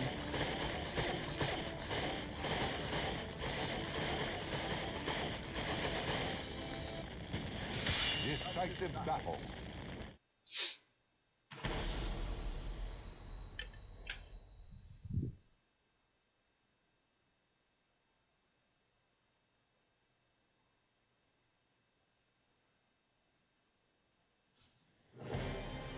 Battle 1. Fight. Oh, that was a nice whiff. That doesn't whiff, it goes into a mean combo, so I got a bit lucky there. Nice to have a little bit of luck to balance out my bad luck.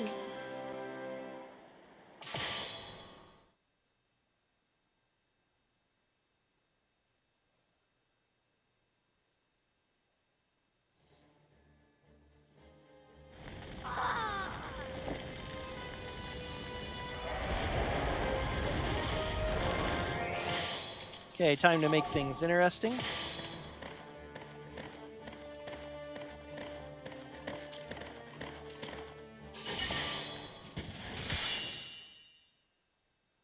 That's an interesting one to start with. The Saint probably has the best overall stats of the 6 beginners because the Saint has the best hit points and the best defense, but they have, I think, the worst attack or maybe close to worst along with the Thief. The staff isn't actually a bad weapon though, so they can be a pretty serviceable first character. Depends on how well you learn that they're a little bit. Staff is a little bit tricky though. That was probably thinking about it. That was probably a bit of a trial by fire, I would imagine, unless you spend some time practicing the staff outside or beforehand or after playing it a bit. The staff is really tricky in this game because it's actually a little tiny pull, but several of its attacks get bigger, turn into normal staff attacks if you hold the correct button after initiating it. Not every attack, just some of them. So that's one of those kinds of styles that's a little tricky to learn which are the best. I do have a very, very good abusive move for the staff.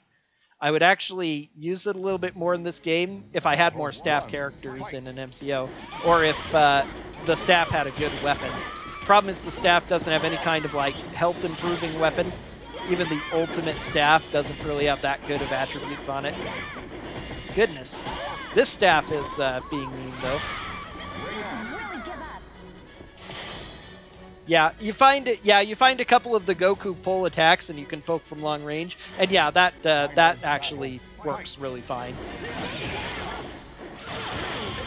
That's one of the things about this game is that there are a almost every weapon style has at least one or two attacks that you can use to poke the enemy with little chance of getting hit back. Yeah, and eventually you get Soul of Zosalamel, which can be really fun to use. I never was able to find a good move for this mode for Zosalamel. I played it a lot. I really enjoy the Zosalamel style, but I never was able to really use it effectively, combined with the Saint's rather poor stats by the end. Like, it's decent enough in an early game once you've unlocked everything. Okay, final plug in the game. By having my main character attack here, the character in here who wants to retreat out and defend the main stronghold will not be able to do so. There are two characters in here. One of them is Chester, our final stronghold boss, in his third different outfit for his third fight. Still not impressive. He's a level 60 swordmaster now, so his stats are outrageous, but he's still pathetic because he's using the dagger.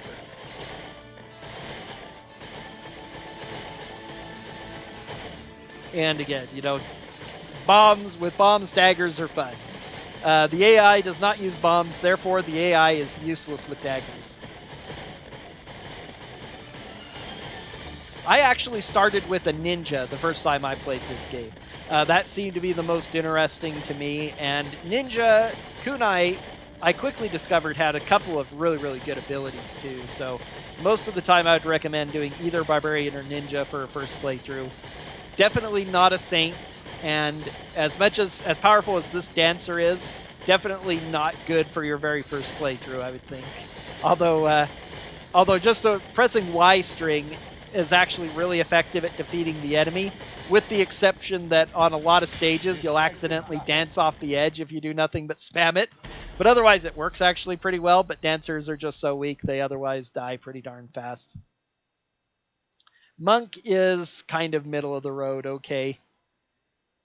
They take a bit to unlock anything really good.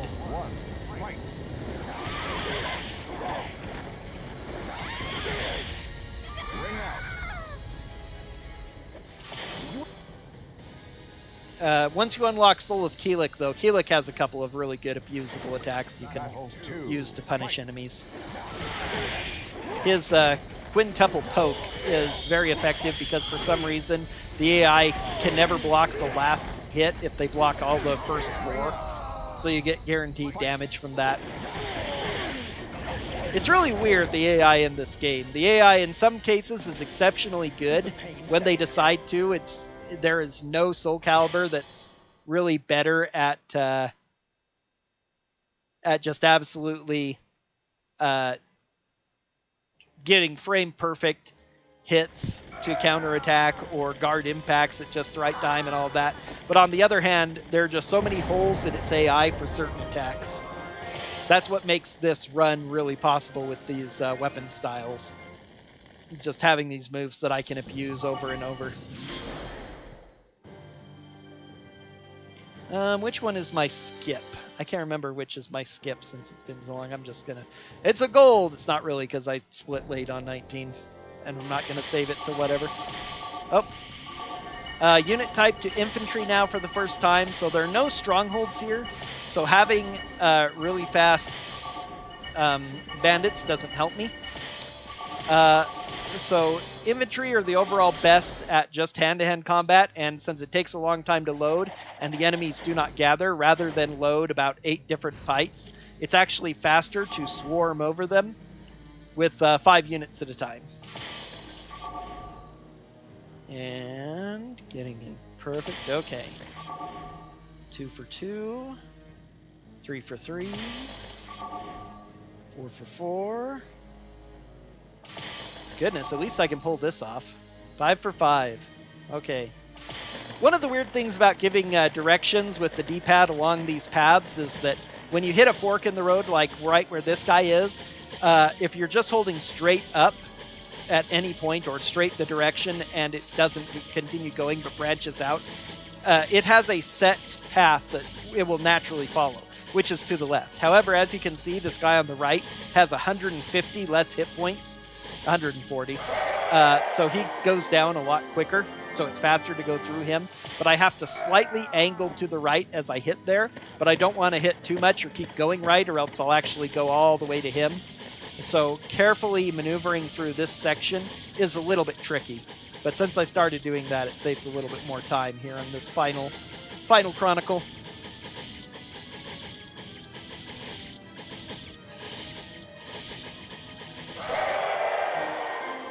Whoever gets the last hit gets the experience here, and it's really bad for my main character to be getting the last hit and leveling up, because my last character is not going to be fighting now. Not only is it dangerous because if your main character dies, you lose the Chronicle again, but also if you start a fight against Strife with the main character, you get about a 20-30 second cutscene that doesn't play otherwise, so naturally we want to skip the cutscene because that saves time. It's just nice that there are so many little things that work out doubly for speed. Of course, it's because of the limitation. We can't let our main character die, but at the very least, not using our main character is also a guaranteed time save that way. Ideally, all of the damage is focused on like 2 of my characters. It's semi-random how they go, depending on just how good I am at setting up. It's kind of weird. I'm not sure exactly how well it could be controlled. You could probably task it to travel perfectly, but I don't have a task for it. Oh, main character again? Sheesh. She'll survive, I hope.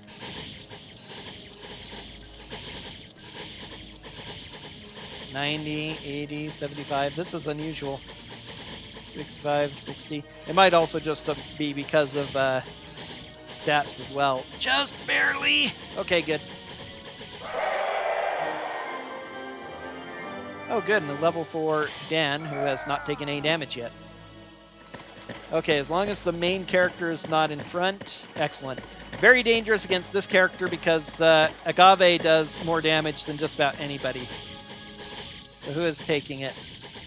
One of my uninjured characters, unfortunately, Sam. Oh well.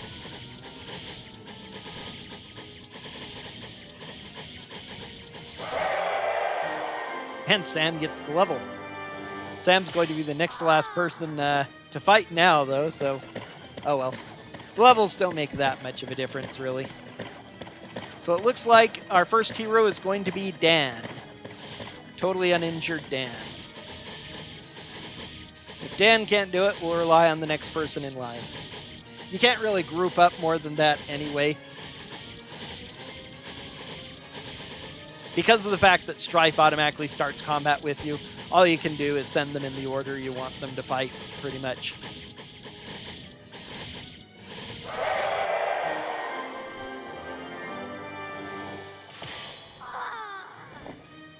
A level up for Elise, who is the next in line. Yes, we are on down.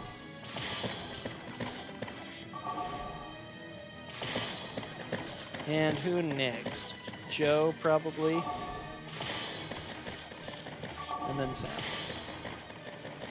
Might have been a waste to send more than one person, but whatever.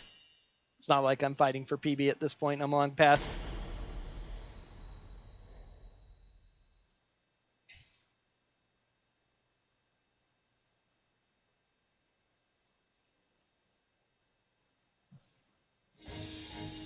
Final battle, fight! Strife is a level 63 Swordmaster with outrageous stats. He has the second highest amount of hit points in the game, next to only one of his minions here, who is also purple, who we avoided because she has so many hit points. Otherwise, she isn't dangerous. All she has is hit points, but Strife also has really powerful attack. The good news is that attack doesn't affect throw damage in this game. You always, throw damage is set. Golly. The problem is, of course, that I am losing health slightly because of my Masamune, and he is as well because his Soul Edge has the exact same properties as my Masamune does, which are very good. Increased attack power, life drain, drains your life as well over time, so you recover it by dealing damage, though.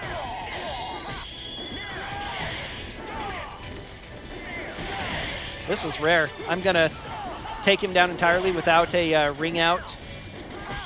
with only one person, that's super rare. I might not still. He could kill me still very easily. Yep, just like that. Almost.